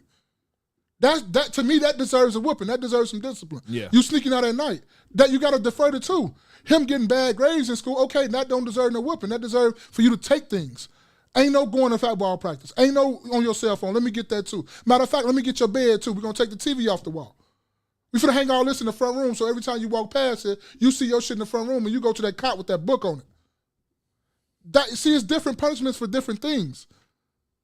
You talking back to your mama, that don't probably deserve no whooping. It depends on how far you went though. Yeah. Or if you raise your hand at your woman, not your woman. Now I might have to put hands on you because you raised your hand at your mama. It all depends on what you've done. That's how I look at it. I don't look at everything need deserve a whooping or anything like that. It depends on the severity of what you have done. I agree. I think whoopings are discipline that are violent. That's nice. It's That's not nice. That's it's nice. not violence. I think it can be violent. You know what I mean? Yeah, I get Because you. so I don't think you intend. I feel like violence is something that you set out to go do to be destructive and so on and so. That's what violence is, to incite something. But in this situation, we're trying to correct. Yeah, we're trying to prevent that. Whooping has the intent of correction. Violence has the intent of destroying, causing pain. Yeah, well, Be Humble, you sound like you got beat. Be Humble said, But would you do what you did again though? I think Be Humble said he don't whoop kids. Yep. Yeah, right. Right as you said it. But it all depends. Your kids probably wasn't that bad neither though. Your kids probably ain't snuck outside or smoking weed or damn near got locked up or anything like that too. It sounds like to me you raised some very good kids. So your kids are probably not deserving that. That's why I say everything, it depends on the kids you got. And Be Humble said, didn't he say his daughter got a white coat? That's what I'm saying. That? So she couldn't have been bad. She got a white coat that you ain't have to buy. They gave it to her. And it's a representation of the academic prowess, academic accomplishments. Yeah. Yeah, so to me, it just all depends. I'm gonna keep saying something little fast. It all depends on what your kids did. Some kids need discipline. That's how they know. And some kids get their ass beat and shit don't change. Yeah, that's like I got a nephew right now like that. Yeah, let's not act like whippings is the end all be all. Like that shit. Sometimes motherfuckers just got a bad gene or something. I got a nephew like that. That's the one that everybody gonna call. All his cousins gonna call when it's time to do some reckless shit, and he gonna be like, "Okay, come on." Because you my cousin. He's not going to ask no questions. He's not going to say what they did or nothing like that. He's going to be with the shits. It's just, it is what it is. And that's the one like Deion Sanders say, that's the kid you're going to be up praying for every night. Because you know that kid. He almost said I had to intervene with some of the friends she had and make her cut them off when she was younger. There you go. See, yeah, it'll sound like your kids is not bad at all. You raised some good kids, brother. Yeah. They and I think for the most part, I think anybody that kind of grew up in a two-parent household are good kids. They might have a little bad moments, but generally they are good kids when you came in a two-parent household. That's just my opinion. When you're in a two-parent household with two parents, generally speaking, most of the kids are good. Am I saying in absolute all the kids? No. But if you bring some statistics like Spaces likes to do, the percentages is going your way, right or wrong. So it's always the kids with the one parent household, either mother or father sometimes, because most of the time somebody's not there. So they get in a lot of more shit. So it all, like it said, it's all depending on what you grew up in, how you grew up, what side of town you grew up in. All this stuff plays roles in this stuff. That's why people move to the suburbs where it's a little bit more quiet. He said, yeah, Ma, that is true. Yeah, so yeah, it's cool. Bottom line for this story, Buddy should be in jail. To bring it full circle, yeah. No question. Buddy should be in jail. No question. There's not Buddy a should be single in question. jail, and he should have got his ass whooped, beat, all that. He need all that. He would have got that if he went to jail. Oh no, hands and penis. Yeah. No, how Jay every day said, hands and penis for him. You get no hands and penis, he get hands and penis. Okay.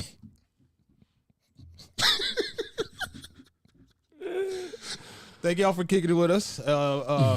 Share this with make sure you share this with somebody. Let them know your favorite After Church podcast is going. Oh, you should have did the Wallow one too. Oh yeah. Yeah. Oh yeah. You should probably do that one with that. Yeah. Facts.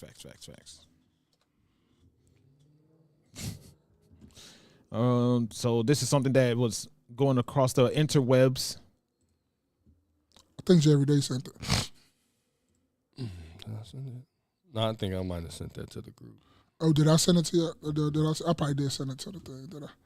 I thought it was in here. I thought I saw it. Me too. Just throw it up on YouTube. Let's see. Oh, wrong one. Wallow. I think I probably found it for you, Will. I shouldn't have said motivation.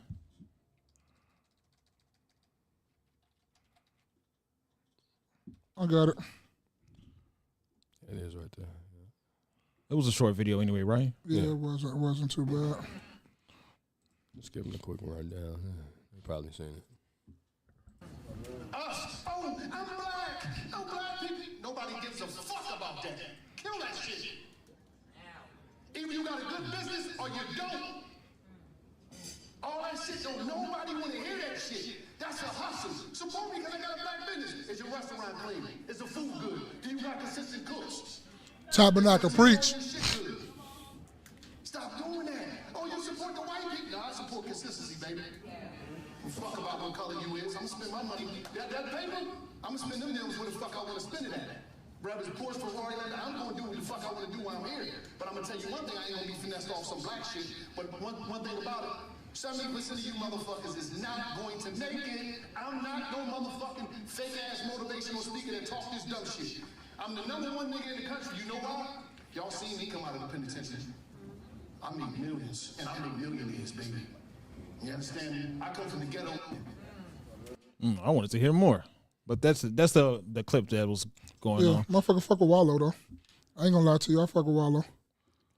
And then, so right at the same time, this is something that came across my docket, and I sent to the guys, and I'm like, oh, this is something that we should talk about.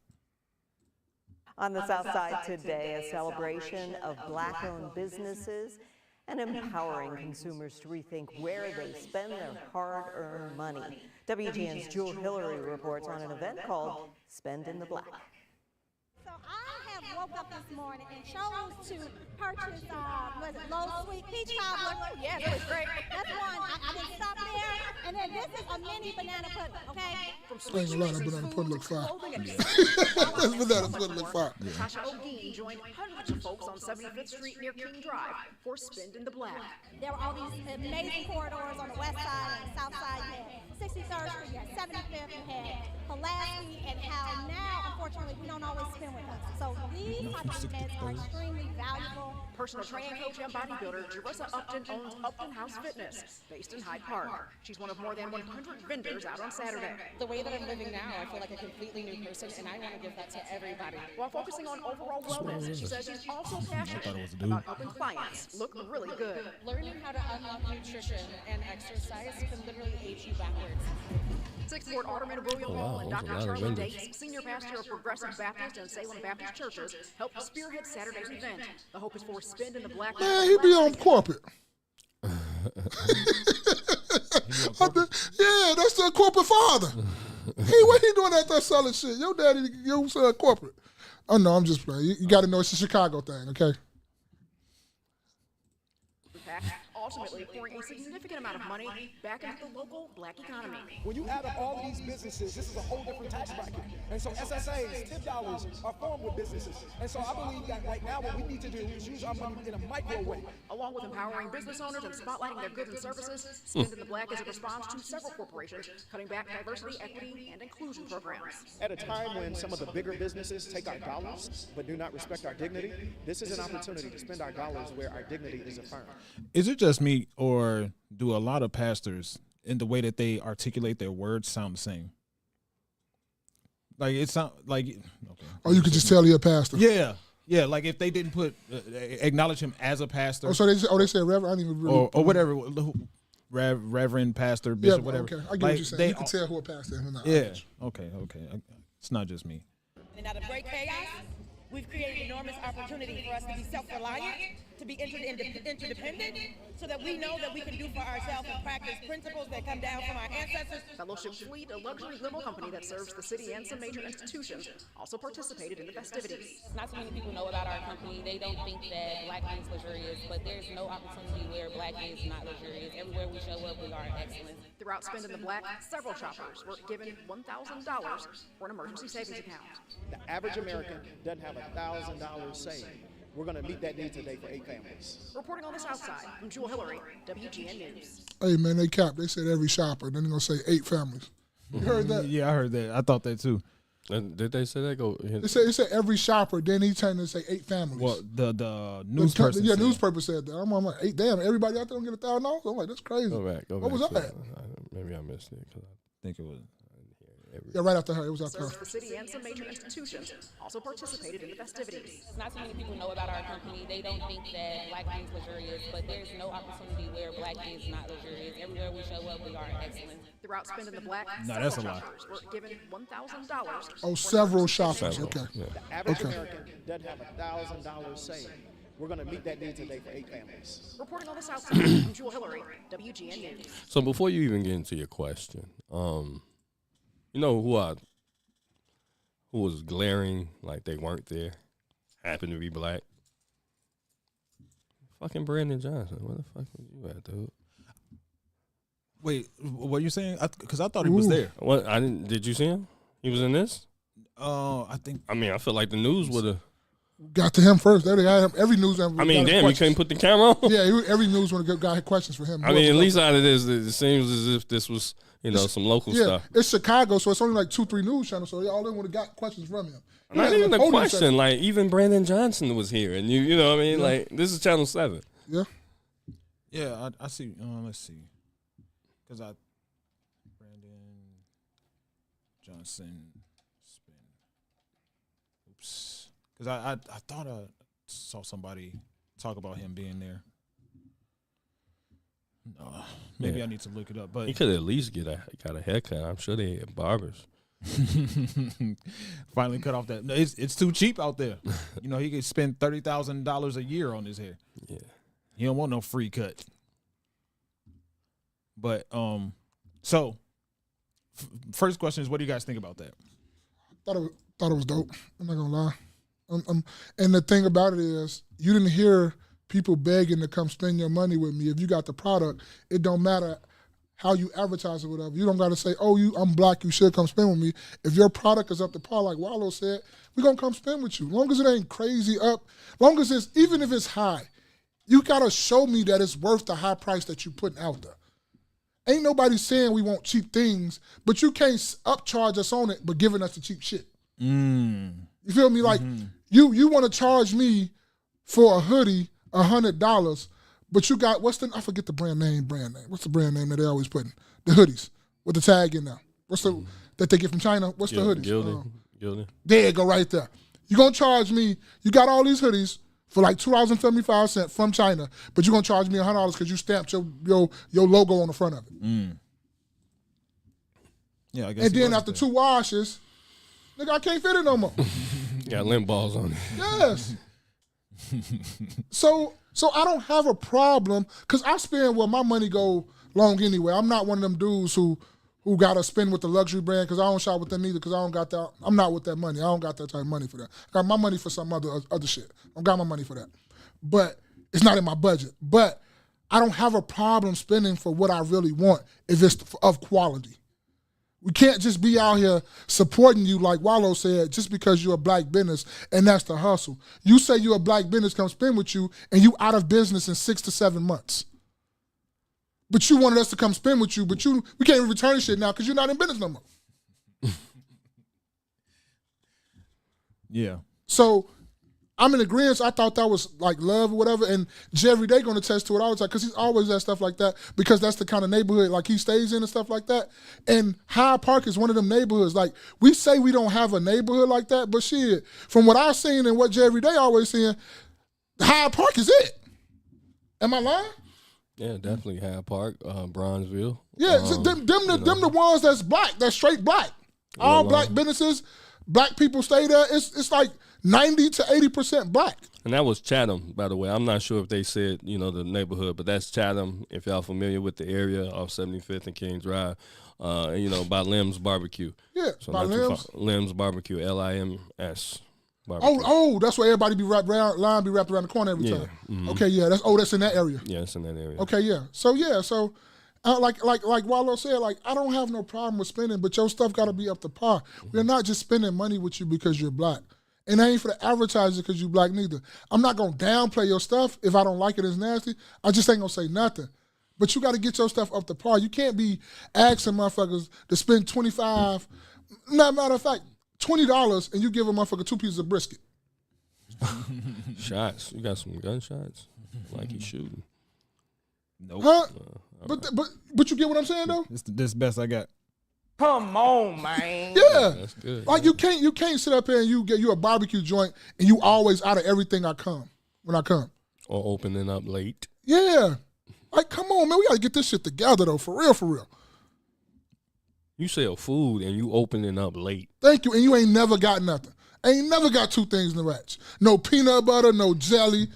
Ham, no burger. Cracker. Yeah. You ain't never got shit to match. Like your Google, like when we Google you and it says hours, just say when we feel like it or some shit like that. Like, when we feel like it. I swear, there. What's the Pookies? No, not definitely them. Pookies, crab cakes? Crack cakes. Yeah, crack cakes. Yeah. You got Pookies and then the rib joint out west. Wiley's right there on Madison, right off Madison and Springfield. They open when they want to. But they line is always around the corner, so you got good. You got People's. Yeah. People's Tacos too. Over there on Chicago Avenue, off not too far, like off Austin, like just east of Austin. Yeah, like we got to do better if we're going to be the business, and you want us to like support you and stuff like that. Like we got to do better. Like we got to do better. JVD, what did you think of Spinning the Black? I thought Spinning the Black was a great idea, but I'm more so like, okay, this is a good idea. We always, even throughout the summer, you have venues and vendors out where, they're selling their things and stuff like that. So I don't think it's a shortage of really that. I'm talking about more so the brick and mortar, right? So you go to the brick and mortar and you don't get the customer service that you're supposed to be getting. I feel like a lot of times our businesses lack the customer service, lack the after a while, right? So at first it's all grandiose and shit like that, and then you get those customers, but then it seems like they don't want to get the returning customers. You know what I mean? After they've been open for a little while, 2-3 months, as Maul said, after 7 months you close. The cooks then changed, right? As Wallow said, like you need some consistent cooks. You need people with people skills, just basic people skills. Sometimes you're going to bump into people with a fucked up attitude, right? Mm-hmm. Maybe you can kind of talk your way up out of there, right? I used to do shit, what is it? Sales, not really sales, but, on the phone, telemarketing, right? So on telemarketing, what you used to have to do is actually build a rapport with people, right? Nobody wants to talk to a fucking telemarketer. Right, you trying to sell. I used to sell Reader's Digest, so nobody, but what you're trying to do is just build a simple rapport with a person. How's the weather, so on and so forth. You know what I mean? How's things? And you're talking to somebody basically on the other side of the phone. When you got somebody live, basically live right in front of you, there's plenty of things that you can talk about, right? Mm-hmm. Just to even get their their attitude or whatever down, or like you definitely things that you can point to. And I think that's one of the things that black businesses really suffer from is just having poor customer service, right? Look, these are the people that you're dealing with in general, so you know the scope and the aspect of the people that you're going to be dealing with. You know the people who are going to be buying from your establishment is going to be black, so you kind of got an idea of what type of attitudes you're dealing with anyway. Right, so you need to not match that shit. Right? You don't want to go back and forth with somebody who has the ability to probably shoot this bitch up. All right, you want to be known as an establishment, right, and the type of clientele that attracts quality people there. Behelble said the employee pool they have to choose from is where the problem is, or where the problem lies. That's cool and fine and dandy, but when you see that, you looking and you, because as an owner of a business, before you like really leave your business the days at a time, you're gonna be there like every day. When you see these bad type of things, hey man, I don't think you're gonna work out here. Let's get somebody else. Maybe I have to work the front counter for a while because it's my business and I want to make sure everything is good.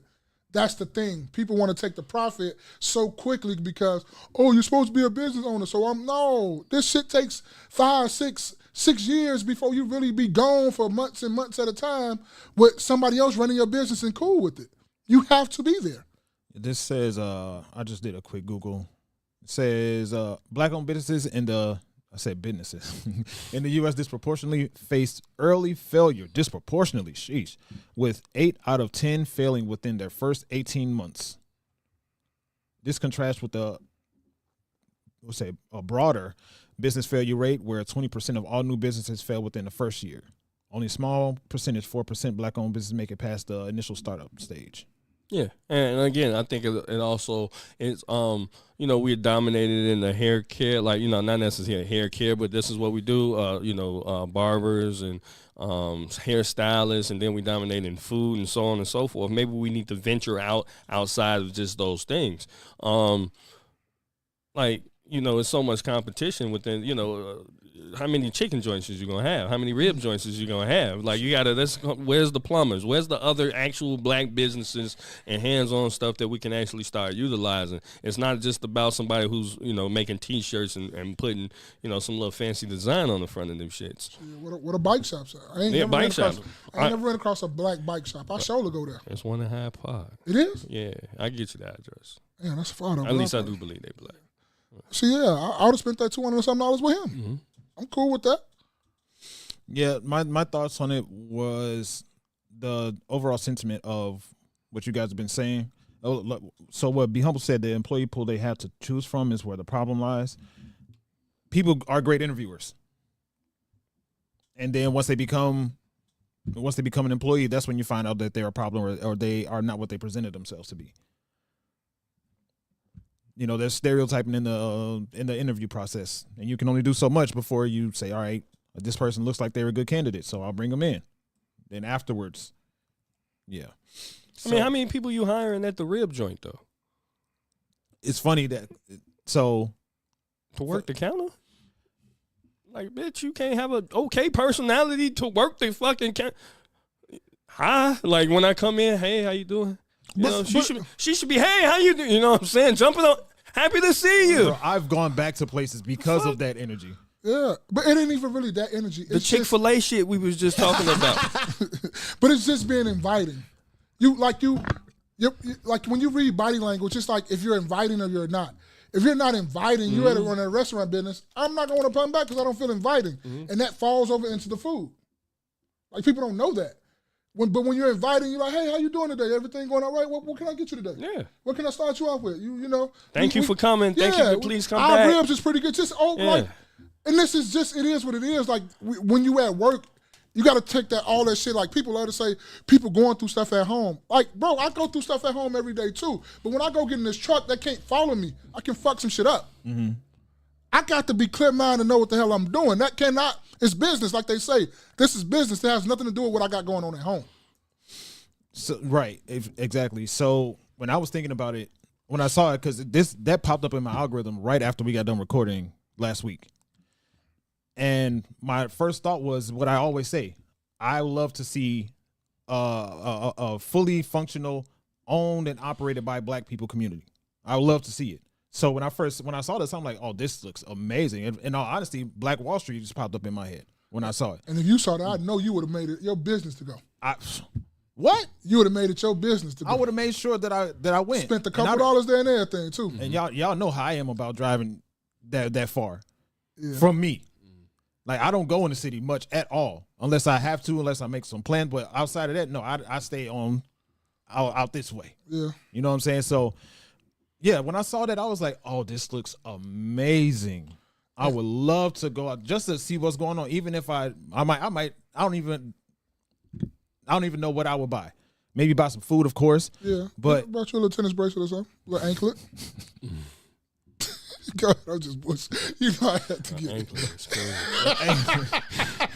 That'd be the end of the podcast. My man come out here, he's showing ankle and got a little anklet around a little, and that's it. Hey, that's it for you? I'm not fucking with you. The man's from, hey, what's happening, Space? Ain't shaking my hand no more. No, what's happening, man? Oh, my God. But what I also thought about, too, though, was just like J. Everyday just said, we have a surplus of hair and nails, and food options. We have a surplus of that, and then okay, even with clothes, cool.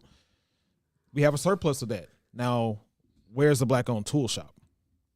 Bike shop, plumber, where's the Black-owned electricians, lawnmower, like people? lawn care. We had the lady that owned the gym, Yeah. And the car fleet service lady. Yeah, car fleet. But I ain't gonna lie to you though. We couldn't get in the Mexicans got the yard work landscaping on lock, bro.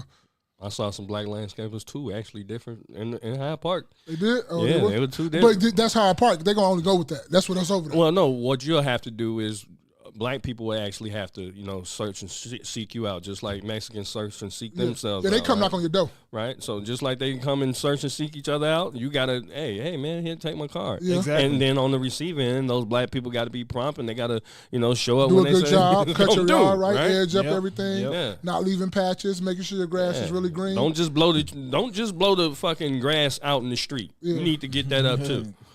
No, but Mexicans do that a lot too. Just get the lawnmower that has the bag right, on it. but don't do it because the Mexicans do it. You go above and beyond. Just because True, they that's doing true. it, you know what I'm saying? That's You right. sweep that shit up because that's the proper way to do it. You just don't leave it out in the street. Mm-hmm. So that reminds me, earlier I was thinking I didn't get to say what I did this week, or how my week was. Yeah. And speaking of this conversation, I went to a Black-owned restaurant downtown. It's called the L Station. Oh, dope. It's off Lake and the L. You say the L. Yeah, Lake and Wells. It's off Lake and Wells. And right on the corner, right? And I didn't get to put the pictures up, but it's a great experience. What they had there? What kind of food? Soul food. Okay.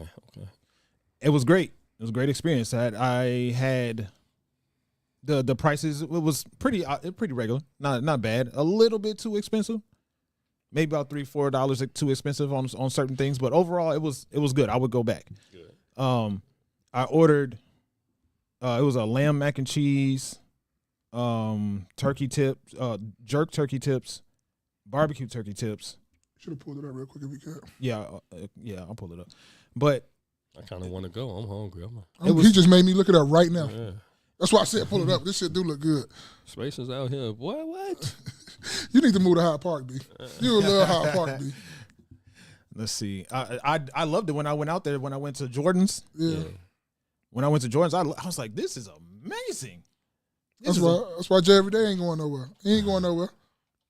Well, let him get a brownstone over there. It's a wrap. That nigga gonna have that bitch 100 years. Oh, yeah. He's not going nowhere. Boy, let Jay Everyday get a brownstone.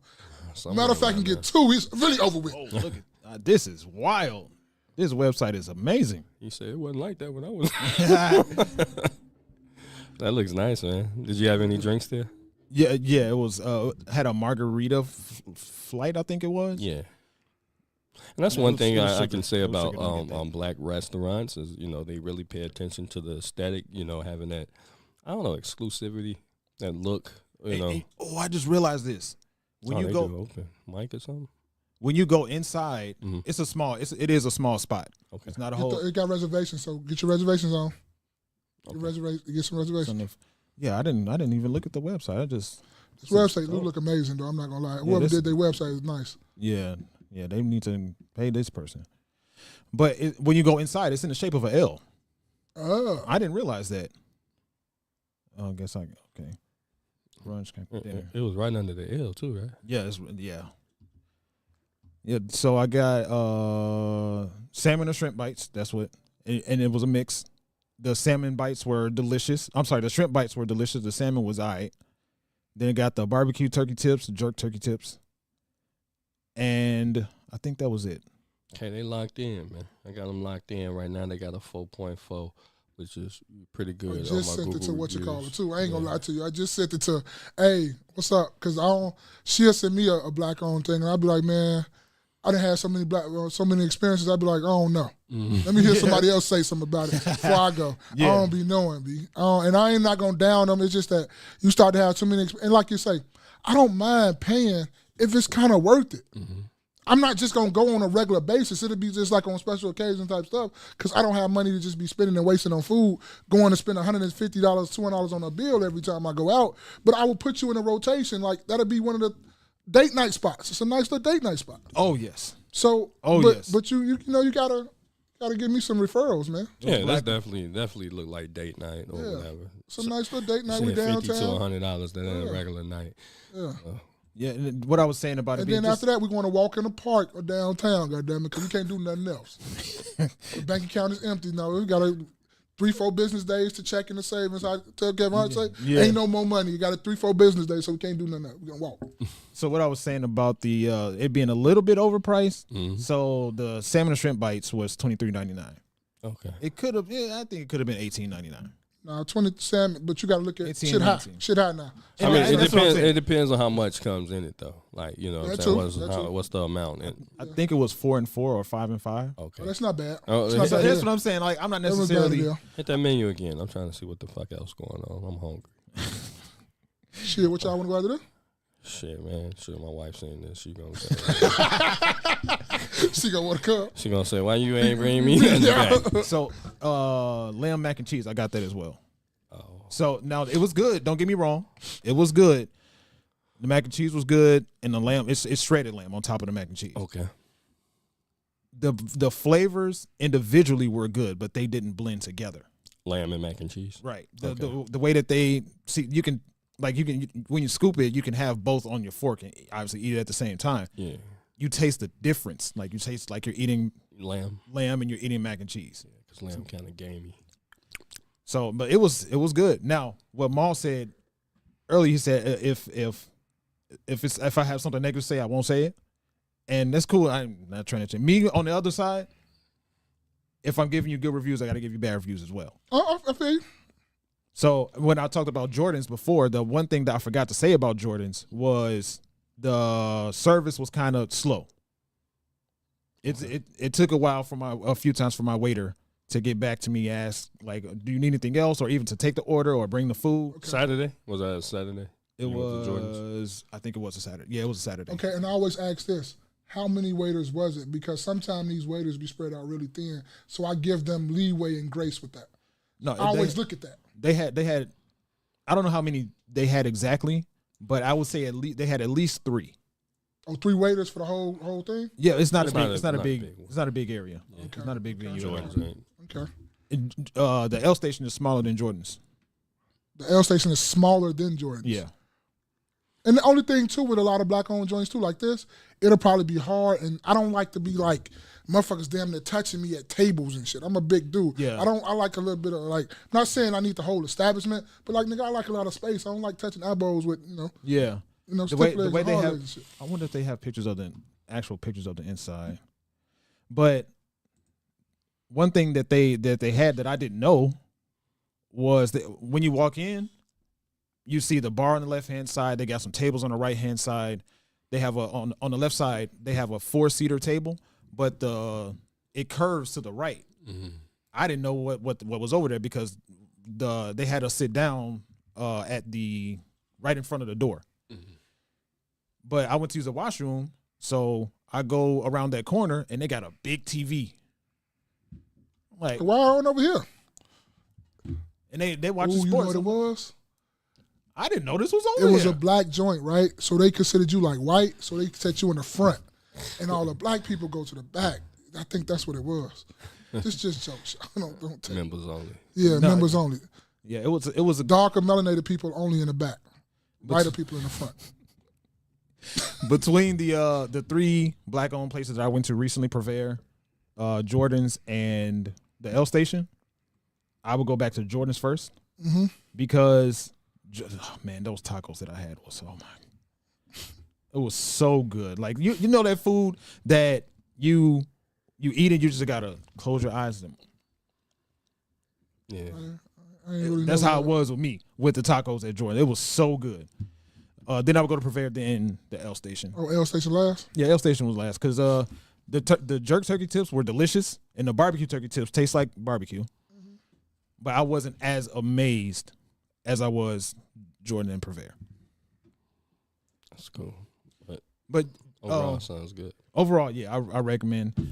But no, I one of the things that I think about when it comes to, the whole idea of supporting black-owned is black people in America are 13% of the population spread out across the U.S., 14% spread out across the U.S. So that whole 13% is not going to be able to support your Chicago business, your San Diego black-owned business, your Texas black-owned business. So when it comes to that, it's like when people try to race bait or race guilt people into supporting black-owned, you're also kind of cutting yourself off from other people who would support your business had you not made it known or had you not wore on your sleeves that you're a black-owned business. Just be a black-owned business and be great at what you do, and black people support it, of course, especially if you're in the area. But just advertise for yourself. Be a great business. You saying don't advertise? Don't just be advertised like, "Oh, I'm a black business. I'm a black business." I'm just a business. I'm a business. I get you. I am black and I have a business, so technically this business is black-owned. But I don't need.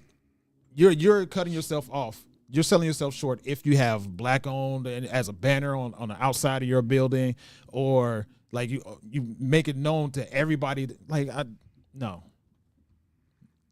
don't. To me, my opinion, my suggestion to people: don't do that. Just be a business. Just be a great business. So, I wish I would have known about that beforehand, because I would have checked it out and see what I could support. But I am anxious, and I would like to see a branching off of more variety when it comes to black-owned businesses. Not saying that there isn't one, but the absolute majority you see is food, hair, and entertainment. Well, food and hair. Now, there were some like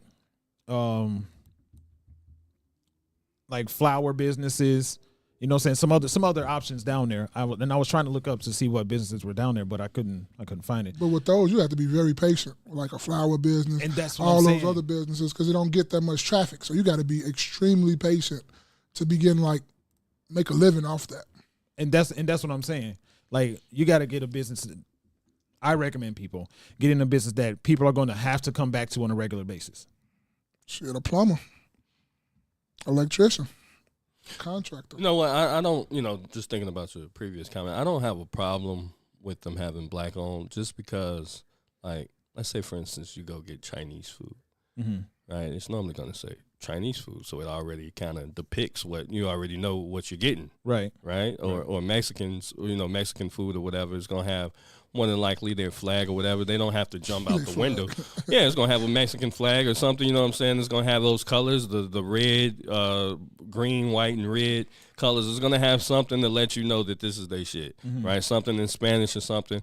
And I feel like with black people, you have to and if somebody from a different culture decides that they don't want to fuck with it just because somebody's letting them know that it's black owned, it's not really to let white people know that it's black owned. To me, it's to kind of stand out and let other black people know that it's black owned, because sometimes I'm looking for that, right? I just don't want to, me personally, right? So I wouldn't necessarily, the reason why you went to Jordan's, was it because that you knew it was black owned? No. Or you just happened to be walking? Yeah.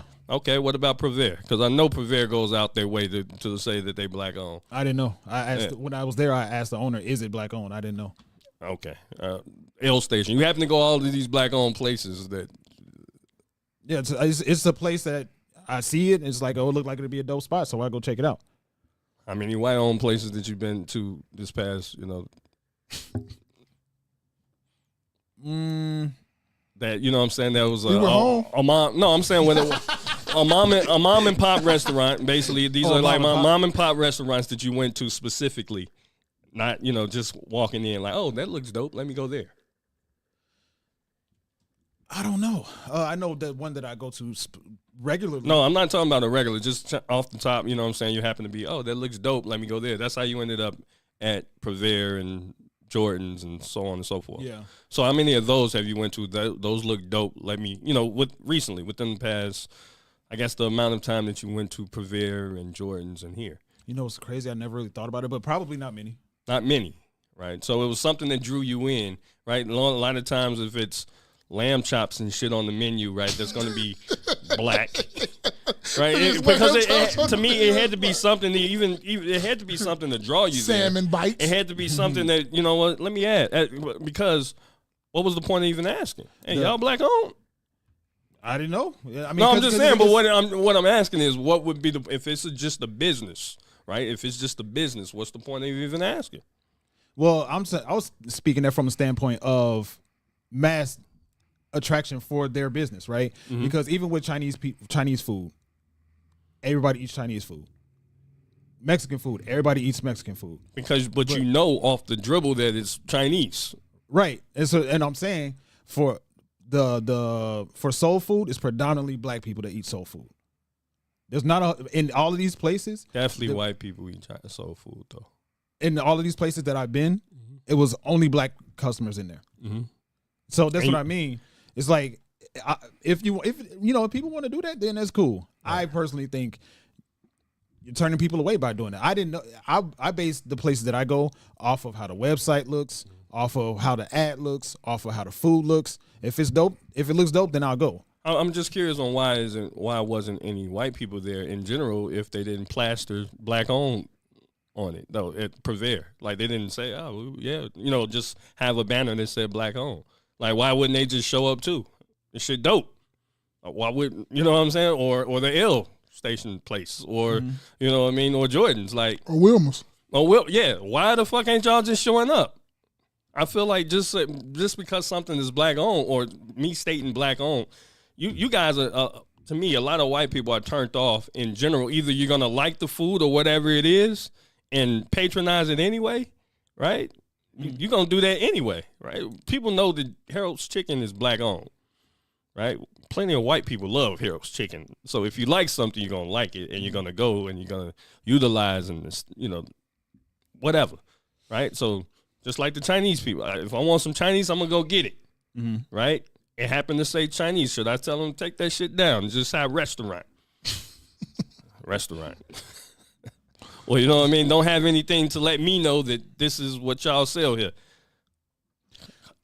And I think we're kind of saying the same thing. Because, like I said, with those businesses that I've been to, I've not seen any white people in them. So when you say, like, why aren't white people going in, there has to be something in particular about these businesses that they aren't patronizing on masse. Right. Because I'm saying if you got there off of, I didn't see anything that said black owned, I saw that it was cool, and I just went in there, and then you go in there and then it's all black, and then white people, you can't tell me you downtown and white people not seeing this shit, not seeing that, you know what I'm saying, hey, this is a cool establishment. It doesn't say we're black owned. Let me walk in there and have something to eat too. No, what happens is that they see us a whole bunch of niggas in this bitch. And they don't want to be in there. You see what I'm saying? Only they gonna take their motherfucking soul food to go. Or they could just sit in the front like spaces. Yeah. But again, I was just saying, I just don't. For me, as a black person, I like to know, who's black in the area. Just like when I'm in Detroit or if I'm in Milwaukee, right? I want to know where's the black gas station at, right? This for me helps me. Now BP. It's a black-owned BP in Milwaukee I like to go to. Only reason I know because, you go to the website, boom, it says we're black owned. But then, you know, obviously ran by BP, but it's black owned. It's good to know these things. It's a franchise? Yeah, it's franchise, Okay. but it's black owned. Yeah. And it's good to know these things to me as other black people where you can help patronize this stuff. You can't, I mean, the mom and pop restaurants are only going to survive by the people that really live around in that neighborhood or whatever. So you can't really even depend on somebody who's white if they don't live in the neighborhood. If they're white and they like it, and then come enjoy. Ain't nobody telling you not to come. Right, yeah. Right? Yeah, But yeah, it's to me, it also identifies and says that, you know what, we're black owned, spend here, and we, you know, hopefully we do a good job. Oh, buy here, pay here? But, you know, generally speaking, the world has a certain, like you said, has a certain viewpoint on black people. Mm-hmm. So just off the strength of that, when I hear black owned, is like maybe I'm a little jaded, because when I hear people more in past time than now, people try to guilt people into patronizing black businesses because they're a black business. Mm-hmm.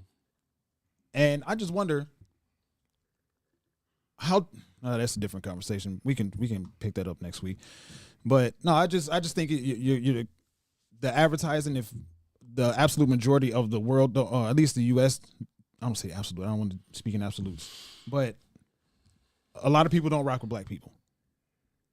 So if you do that, and if the world is as racist as or prejudiced and stereotypical as we say it is, and you're advertising that you're a black-owned business, then all right, I know not to go there.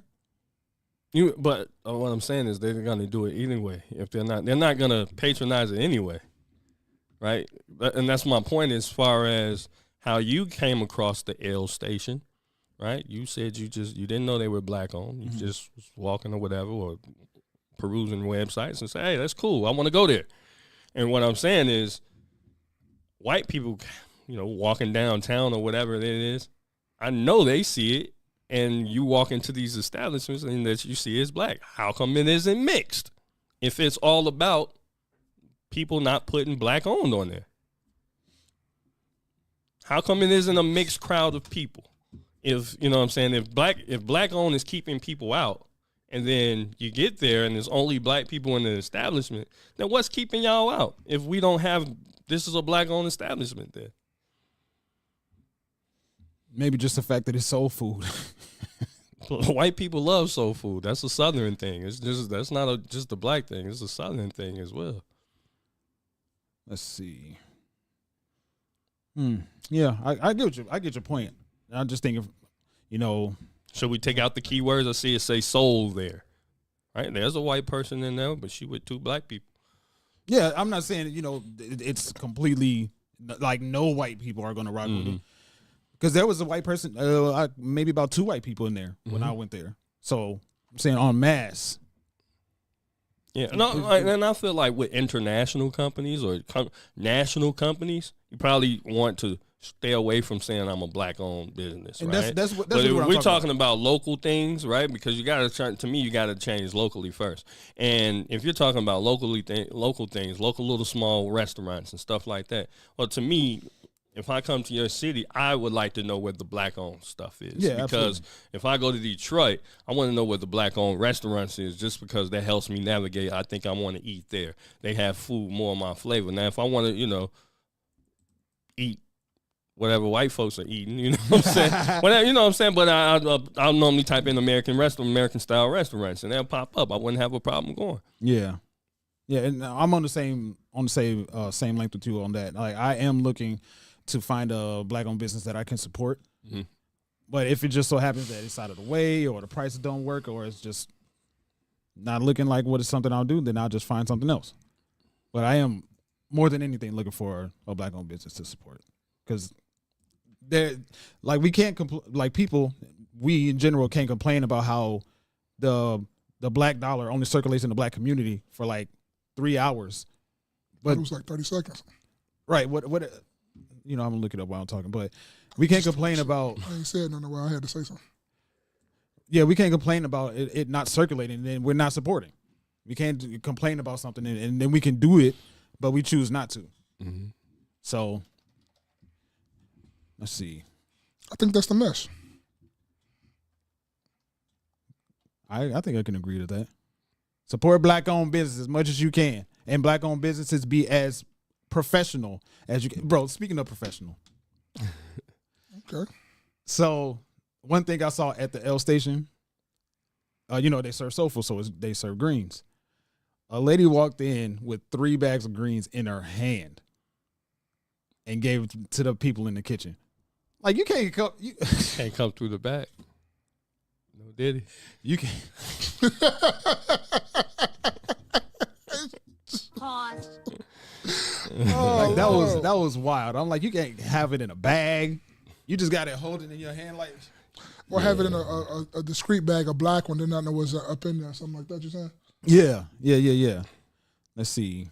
How soon? Let's see. How long does it circulate?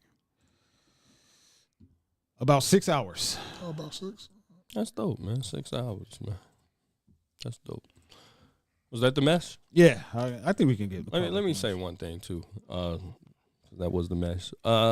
As I encroach on being 40 years old, right? ON, absolutely. ON and training. Absolutely, and I'm embracing it because I don't mind, getting older. It's part of the game. Facts. But one thing I was really thinking about is that, with age, they say with age comes wisdom. And I don't believe with age because I've met some older people who aren't too wise, right? But I will also say is that with age should come experiences, right? And then from experiences you gain wisdom. So that was just something I was thinking about because I've had different experiences throughout my almost 40 years. And yeah, almost. I'm not there yet. I'm still letting you have that. I can't wait. All right, big shouts out to Will Hill. Salute. Will, make sure y'all follow him at Will Hill Comedy on for sure IG and Facebook. This has been another edition of the KNoWKi Podcast. Wear your crown, build your legacy, kings. I am your man, Spaces. I am your J Everyday. Hey, I'm your resident ON, like Jerry Day said, Mall. Meeting the time.